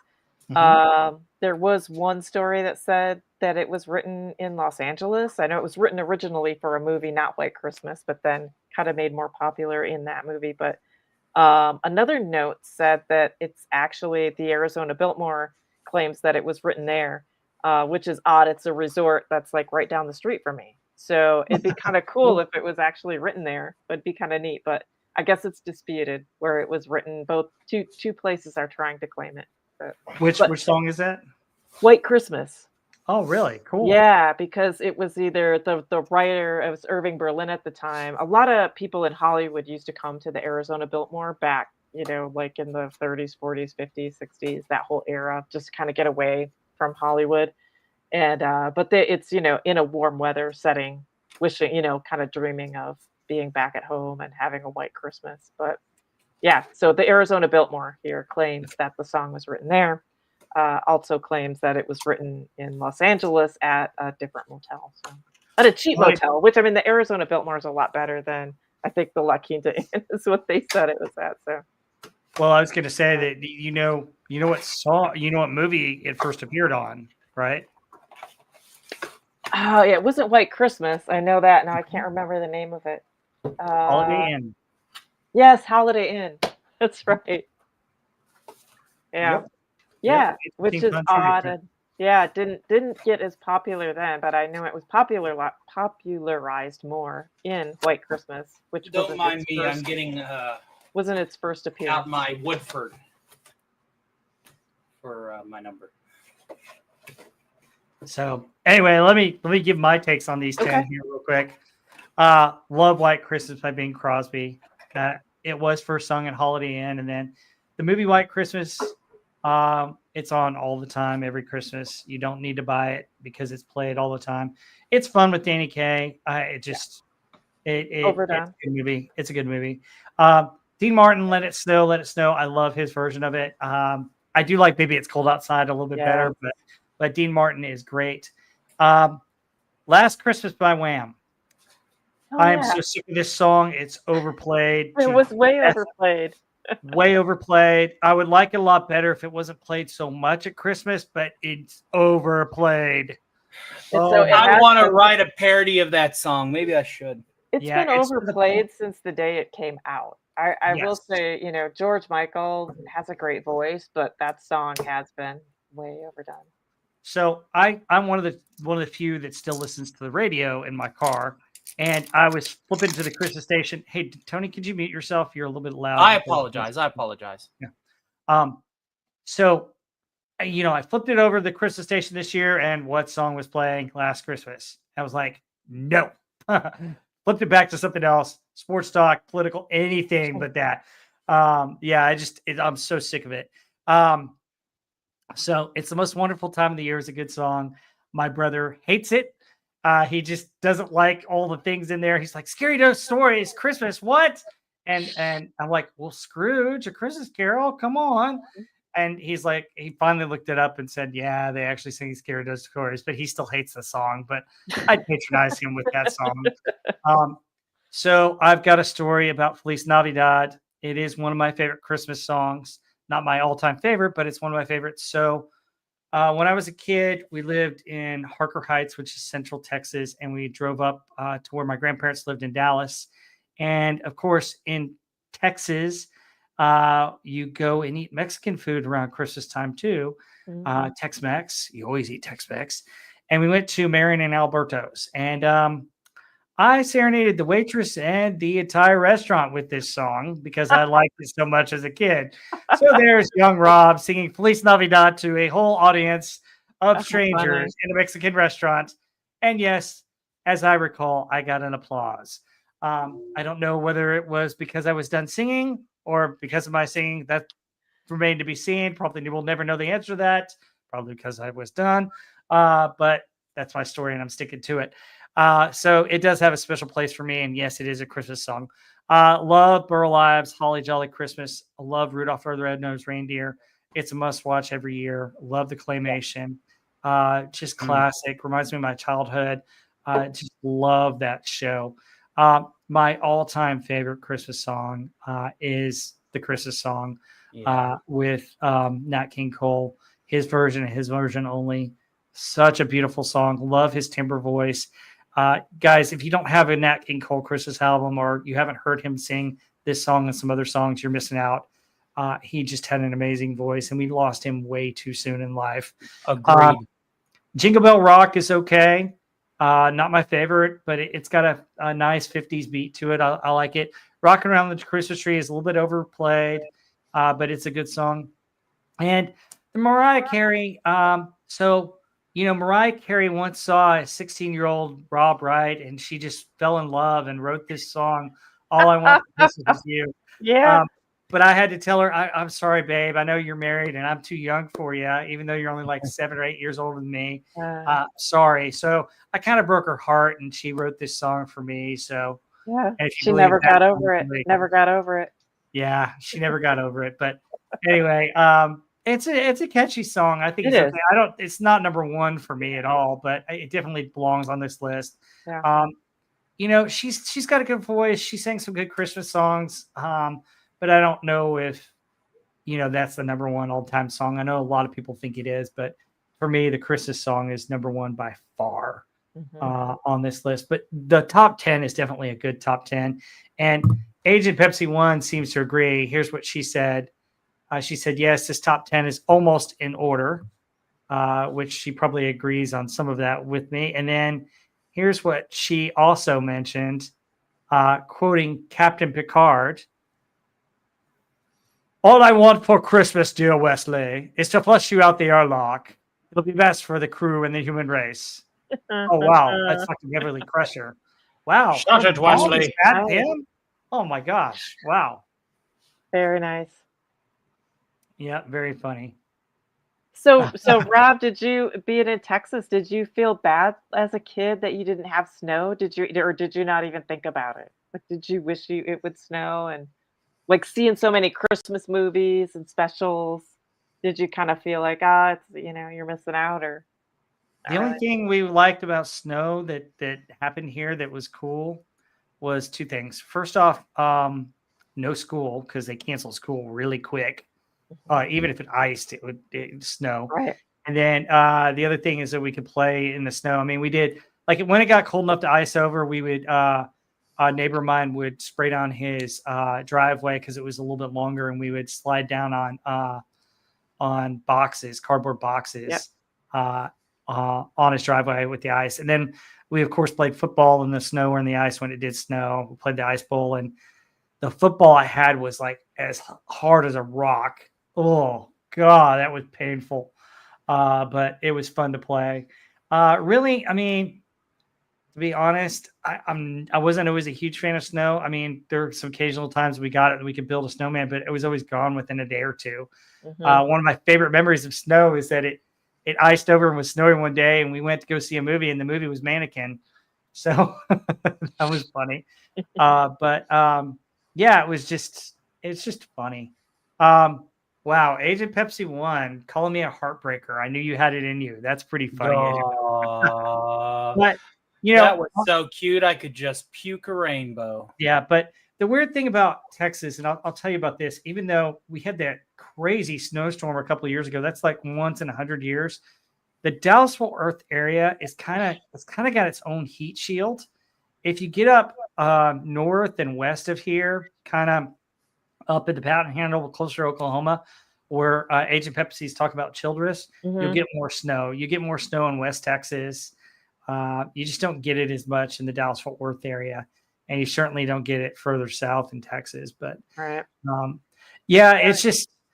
one of those things where nobody knows how to drive in it. And it doesn't stick. It turns to ice and black ice and slick stuff. And it's not, it doesn't do us any good because like we get ice maybe once a year, except for that 1 year. And I mean, we don't really have municipalities will put out dirt, but that's about it. I mean, it's not like where you guys have lived further north where they'll actually, clear out the ice and have all the other stuff. So, well, it's not as icy. Like it usually gets icy when you have like a warmer temperature. So it's kind of wetter snow and it might melt a little and then freeze overnight. And then you get really bad ice. But yeah, Michigan, it's a lot colder and it snows a lot. So, I mean, you have like, piled up 6 feet of snow pretty much all winter. It's all, everything's covered. So did you build snow forts and all kinds of things? Forts, and you could tunnel into it. I mean, by the time like, you got a little ways into winter, like the entire yard was like big forts and castles and tunnels and structures because they would come, the plows would come clear it out. We had a super long driveway that the snowplow had to come clear out. And then it would put these huge mounds up, by the end of the driveway. So you'd have those like taller than your head by the time that, they'd clear it several times. And then you've got the yard snow. And so, yeah, you could make all kinds of structures with it. It was fun. That's cool. Have snowball fights every day and just do all kinds of stuff with it. It was fun. It's fun when you're a kid because you don't realize how cold and miserable it is. Plus all the sledding, you can just get, any kind of plastic disc and go sledding. And it's fun. It's fun when you're a kid. Yeah. Not so much now. What about you, Tony? Did you have a lot of snow? Yeah, back when we were younger, we did. But then, of course, as the climate began to shift, as is normal for this planet to do, we get significantly less snow here now than we used to.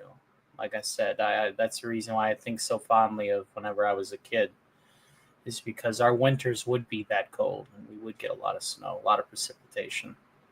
Nowadays, it's kind of like Texas. As people see an inch of snow on the ground, everybody panics. They don't know what to do. And I'm just like, crazy. I'm lucky I learned how to drive in it. So like there was one winter that we got an ice storm on Christmas Eve. And even though my parents at the time lived in Arlington, which is like 20 minutes south of me, it's where the Cowboys play now, and where the Texas Rangers are. Anyway, I didn't bring all the presents because I came straight from work. And so I went to eat dinner there and then I had to come back. And it took me 2.5 hours to get home, driving that stuff back up to Grapevine. And then it melted the next morning. So it was fun the next morning. And then we've had several years where a couple of years ago, we had hamburgers and hot dogs on Christmas Eve because it was like 70 degrees out. Right. We'll cook get out. The grill out. Yeah, get the grill out and cook out. So who knows? It's supposed to be in the 60s this year here, so it's just crazy. But like I've driven, like I used to in my church group, we used to go skiing every year, and I used to arrange all those ski trips. And I have driven in the ice and snow in Colorado, and there was one year where it was like I was driving the minivan from the airport, and you couldn't, when you got up through the tunnels, if you've ever been to Colorado, you kind of, it's really flat where Denver and the airport is, and then you start to get up in the mountains and you go through the big tunnel, and it was coming down hard. I could barely see in front of me. And so like my hands had never been glued to a steering wheel so hard, going slow and trying to see. I mean, I couldn't see from here to like almost the screen. It was that bad, but I got us there safely. It was just crazy. The thing about it is you let yourself slow down by taking your foot off the gas. Yeah, and, you don't touch the brake. You don't touch the brake. You don't touch the brake, you just tap lightly.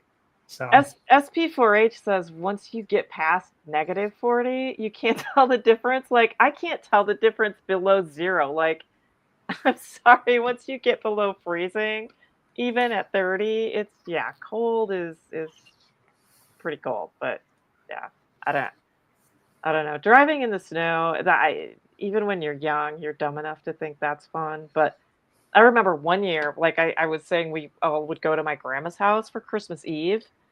Mm-hmm. It was fine when we got there. Just over the course of like dinner and then opening presents, it snowed so much that we had to walk home, where we lived close enough, and the people who lived like further away out in the country just spent the night because there was so much snow. It basically snowed us into her house. We couldn't even like shovel out, get the car out, because the plows hadn't cleared the roads yet, and it's so deep. We just had to try to walk home. And I remember, like, I'm a little kid, and you're like trying to walk in the snow, and it's like up to my waist. Yeah. I'm trying to step in it. Swimming. It's so hard, but it was so fun. Like when you're a kid, you just think, oh my God, this is so much fun. We're snowed in for days at a time. But not anymore. Not at all. Yeah. Agent Pepsi One says she agrees, and then she said she could drive in the snow, but cannot drive on icy roads at all. Well, nobody can. That's cool, not fun. The last winter they spent in Childress, they had a 10 days time when it was iced over on the roads, but only 287 was fairly clear. Yeah, it's just insane here in Texas. So like, if you guys know that ice storm that's once in a million times. Oh gosh, It was so cold, and I was working all the way through that. A lot of people didn't have power. I live close to the hospital, so I'm on their power grid. So I had power, thank God.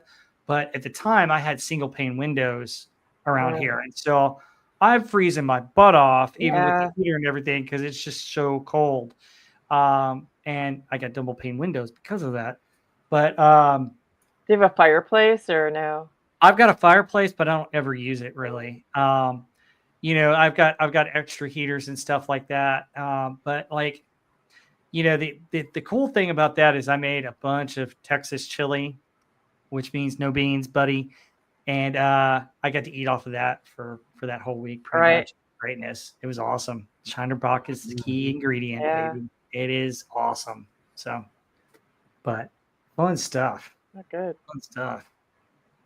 But Tony, any other driving or anything else? Well, whenever we had an ice storm, I think it was in 2013 or 2014, we didn't have power for like 4 days. Yikes. And it was ice that had snow that went over it, then more ice. And then more ice. And forget drive. Going to the mailbox was a challenge. Oh, yeah. Oh, my gosh. And I had skid-proof shoes. I was still working fast food at the time. Mm-hmm.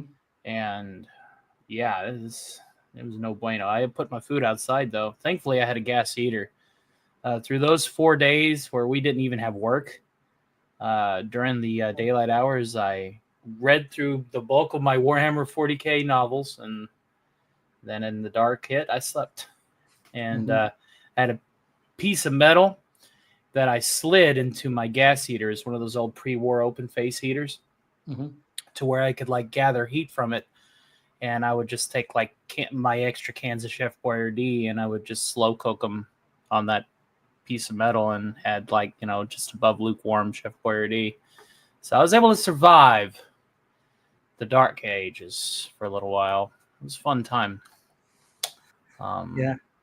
That was in January though, or February. It was past Christmas. Crazy stuff. Okay, before we get to your song, real quick, with Christmas coming up, favorite Christmas present that you received, and what Christmas gift did you not get as a kid that you wish you had? You want to go, or you want me to go? Who's going first? Okay. I guess the Super Nintendo. I got it in 93 or 94. It came with Super Mario World, and he bought the Super Mario All-Stars cartridge. It was back when they were separate cartridges. And the reason why is because up to that point, whenever my friends were playing an NES, I was still playing on the old 2600. So I was living in the dark ages while everybody else was playing an 8-bit. And the guy who basically was my father figure throughout my life saw the look in my eye whenever I was playing Super Mario Brothers 3 over there at my friend's place. And he said, no, this is what I want to get him. And so ended up becoming one of the most extensive video game collections that I still have. Thankfully, I was able to save. A few of my carts were destroyed. The ones that were like, at ground level were destroyed.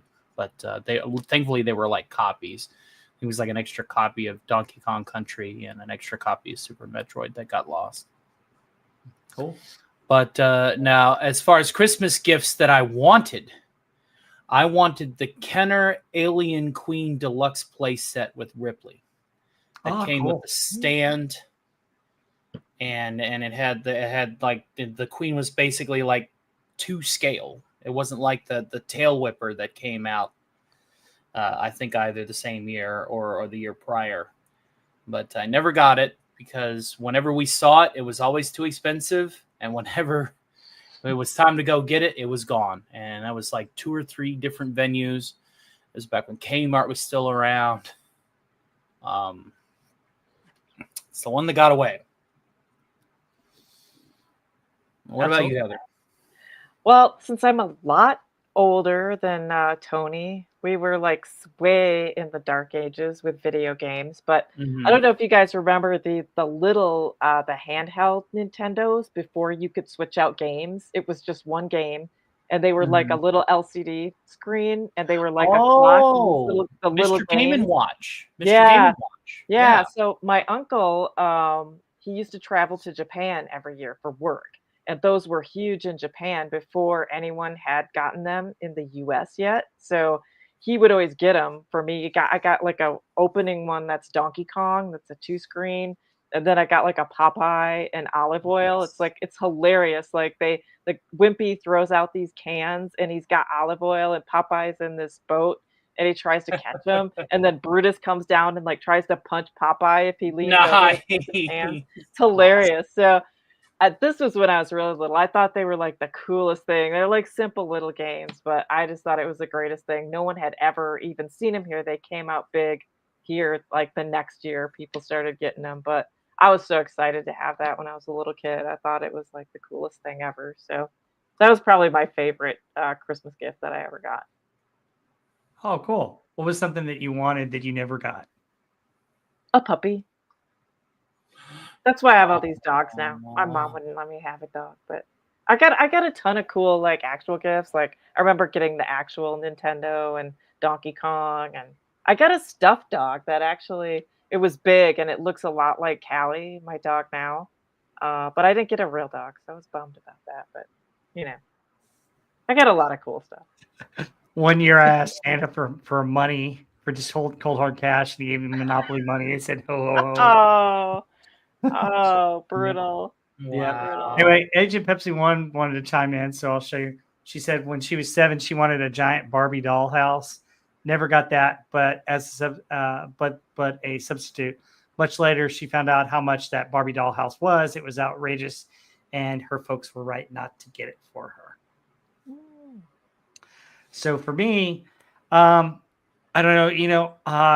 1979 was when my brother was born, and they were able to bring him home. He was a premature baby about Oh, a wow. week before Christmas. So having a baby brother for the first time for Christmas was kind of cool. And then lo and behold, Santa Claus gives me the Millennium Falcon.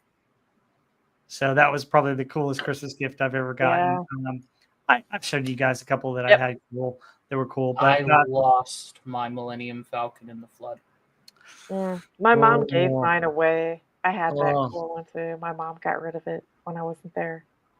Yeah, and then the Christmas gift I always wanted the G.I. Joe hovercraft, and I never got it. So always had a big desire for that because my friend had it and we used to play with it all the time in the pool. Agent Pepsi one also chimes in that says it was $199.99 in 1991. That's more than the USS Flag. Oh my God. Yeah. My cousins got the USS Flag for Christmas one year. That's the G.I. Joe aircraft carrier. That thing that was 6 feet long and cost over $100. Wow. Yeah, we went over to their house and I saw it and I was just like, oh my God, this thing's massive. It was so cool. And it can float. It can float. And the cool thing about it also is that people add on to it to make it even more storage units, and they've done some cool things to it. So I would like to get a USS Flag and convert it into a transformer. Broadside. Big custom job, yeah. Broadside. Like Broadside, but cooler because Broadside's, not a bug. Okay, now we're getting really geeky, and I don't think Heather's wanting to be a part of this. Yeah, we don't need to scare away the only girl we got on the show. You're right. All right. I don't know anything about G.I. Joe. Sorry. I did have a bunch of Barbie stuff, but I don't know anything about G.I. Joes. Yeah. But any other Christmas memories that you guys want to share before we go? No, we got some good ones covered. Yeah, I think so too. All right, Tony, do you want to take us off, and we'll let you sing? I got her queued up. But all right, are we going to do our plugs after then? Yeah, we'll do our plugs afterwards. All right, sounds good. All right. So, Mariah Carey, this particular piece is dedicated to you. We find therapy whenever we encounter things that are cringeworthy. Usually that therapy is at the end of a bottle. So if anybody is drinking, cheers, as I bring some Christmas spirits, quite literally. So Agent Pepsi one said she did get 2 original Mary Quaint items, a mini skirt and a mini dress from her 1968 collection. But those were from eBay, and she got them herself. Nice. The good stuff you got to get yourself. Yeah. Christmas spirits with libation, needing Yule inebriation. I don't care what you get me, just so long it gets me wobbly. I'm at the deck, I'm downing shots, plucking them like forget-me-nots. What poisons will I choose when all I want for Christmas is booze? Bum ba da da bum ba dum ba da da bum ba dum ba da da bum. Remembering my first vodka way back when I was younger, I was loved and I was smitten, or at least I was couch-ridden. Where's the John? I gotta piss. Please send someone if I miss, because my aim is loose, because all I got for Christmas was booze. Boop, boop, boop, boop, boop, boop, boop, boop, boop, boop, boop, boop, boop. Oh, bourbon, beer, Scotch whiskey. I am feeling rather tipsy. Broke the seal, it's flowing through me. Now I'm feeling rather ornery. I'm at the bar, I'm picking fights.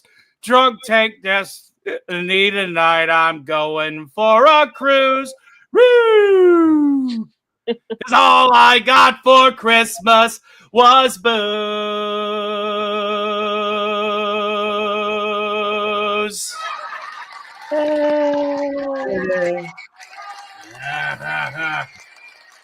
Yeah. Good one, Tony. Yeah. That's okay. That's a good Christmas, though. at this That's a point. great Christmas. That's Yeah. right. And again, that is how we deal with such cringeworthy things, such as Mariah Carey's I need to inferior I need original to see a new GIF though with you kind of in a Mariah Carey-ish type outfit, a little sexy, showing some skin. The new, kind of a sexy Stark. Rob looks like he's gonna be sick. No, Just don't need that image in my head. Don't need a sexy start. no, However, Heather, on. if you want to do that, no, no. Yeah, you can absolutely, can. Yeah, absolutely. you're the one singing the song. You gotta, start. or Agent Pepsi One, I'm work it too a sober for little this bit. conversation. I'm too sober. yeah, I'm so glad the radio demon's going to be on somebody's show later and not me. yeah. All right. Well, hey Tony. Speaking of Radio Demon, you want to plug away? Yes, I think I shall. I'm going to do 2 plugs. The first of which is going to be happening directly after this. We are. Oh wait, that's a StreamYard link. Unamo. Go ahead and Let me share grab in the the link chat. right quick. You're a wrench now. Yeah, I have to actually grab the link again because where I got Duck of Death, I had to close down on my browser. Oh, yikes. So yeah, I always copy the StreamYard link so I can just duck back in. All right, here in approximately half an hour, perhaps a little less, we will be doing some old-timey radio broadcasts with our good friend Datazord. And Alistor has been off the chain, scratching at the innocence of what little bit of a soul I have left, and has been wanting to go and hang out with him here in about half an hour. So if you like that old radio sound, and you want a little bit more fun for your Sunday evening as we are coming into the Christmas Eve, then hop on over there. So hope to see you all there. And then I got 3 plugs. The second of which is on the 24th. I've elected to do my Christmas special on Christmas Eve for anybody that has nowhere to go. For the first 3 hours of the program, which will start in the early afternoon, mid-evening, I'm thinking 4 or 5 p.m. Eastern, is going to be a matinee where I'll be performing my parodies and my transcript readings and skit readings and stuff like that. But then after the 3rd hour, I'm going to be opening up the panel for anybody that wants a place to hang out on Christmas Eve, because DC has a tall order on Wednesday. And there's just no sense in doing a show before or after him, given the fact that it's on a Wednesday. I'm kind of hoping that I can hang out with you guys again on Pop Culture Breakdown. So I want to make sure that my schedule's free for that. But if anybody wants to have a little fun and greet Christmas right, the show will go all the way through until midnight, maybe a little later, for everybody to greet the Christmas hour proper. I always feel that Christmas Eve is the better time, at least in my opinion, to celebrate Christmas. So, yes. So if you have no place to go on the 24th, which is just the day after tomorrow, please spend it with me, and I hopefully can entertain you and talk to you throughout the evening and have a good time. And then on Christmas, of course, our lordship at the Hollow Earth will be doing double duty, I think. He's going to be doing his Christmas special and then Pop Culture Breakdown. It's a tall order. At least that's what I think he's doing. He could change his mind.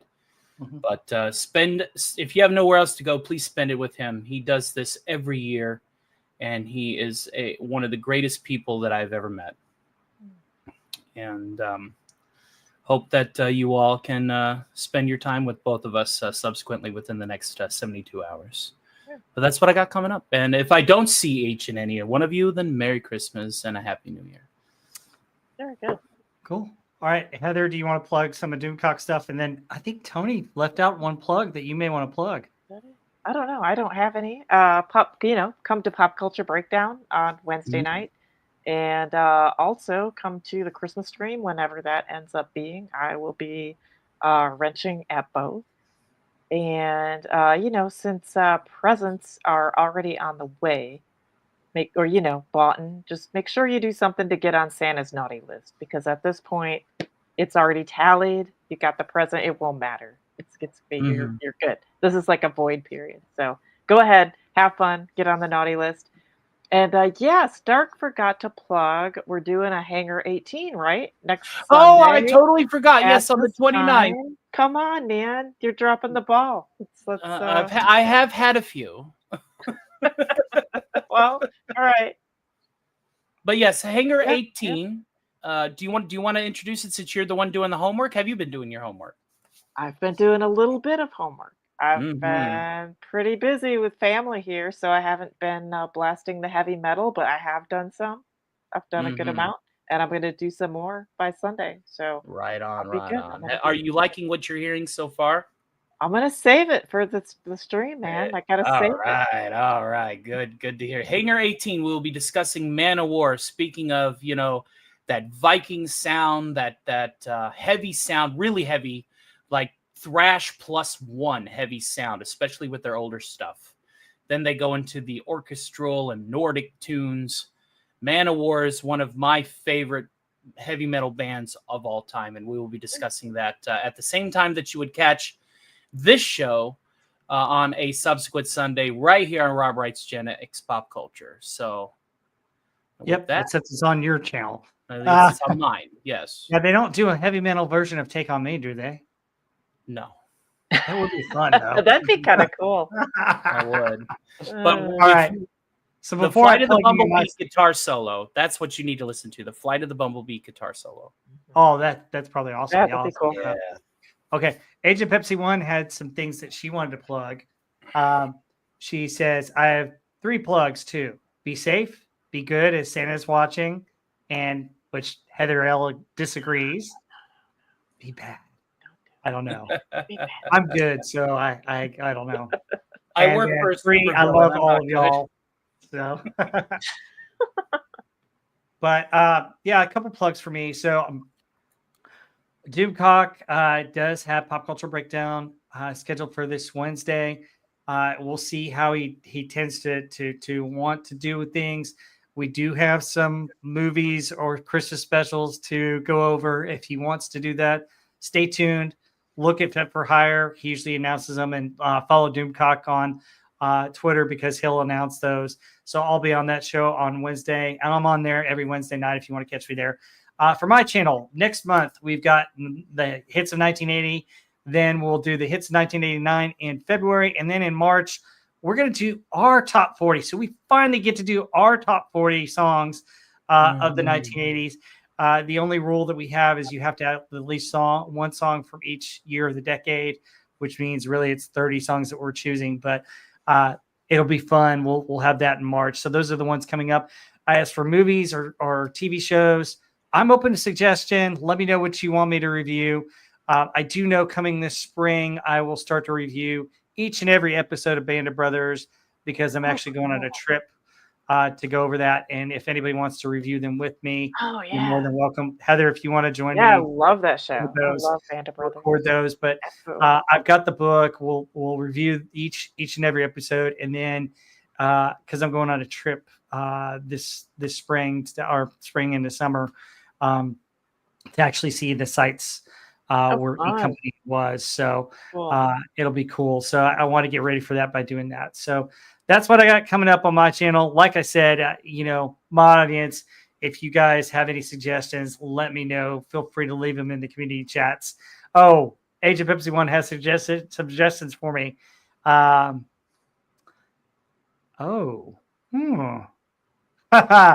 Okay, I need to share this. This is pretty funny. Hang on.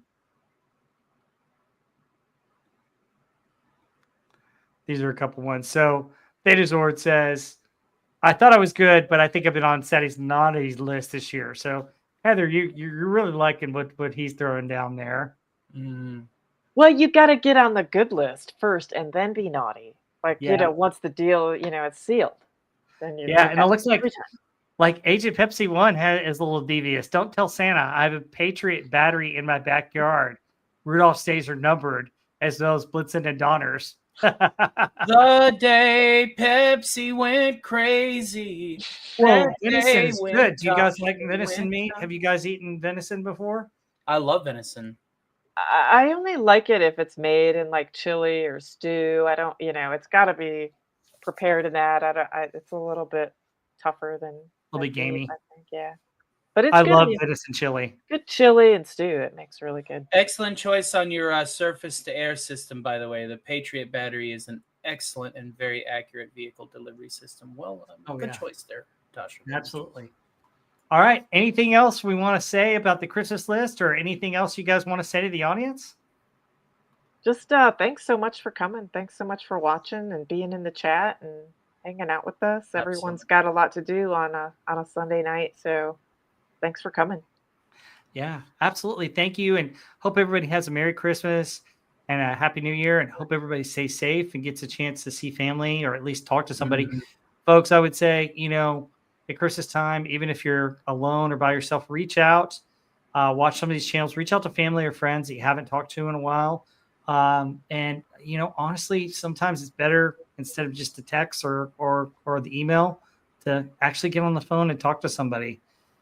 You'd be surprised what Christmas can do with people, and to cheer you up just by hearing that voice. So thank you guys. Love everybody. Till next time, we'll see you on the next one. Love you guys. Take care. Have a Merry Christmas. We'll see you. Bye. You all have a very Merry Christmas, and God bless you. Yes. Merry Christmas. Merry Christmas. Bye.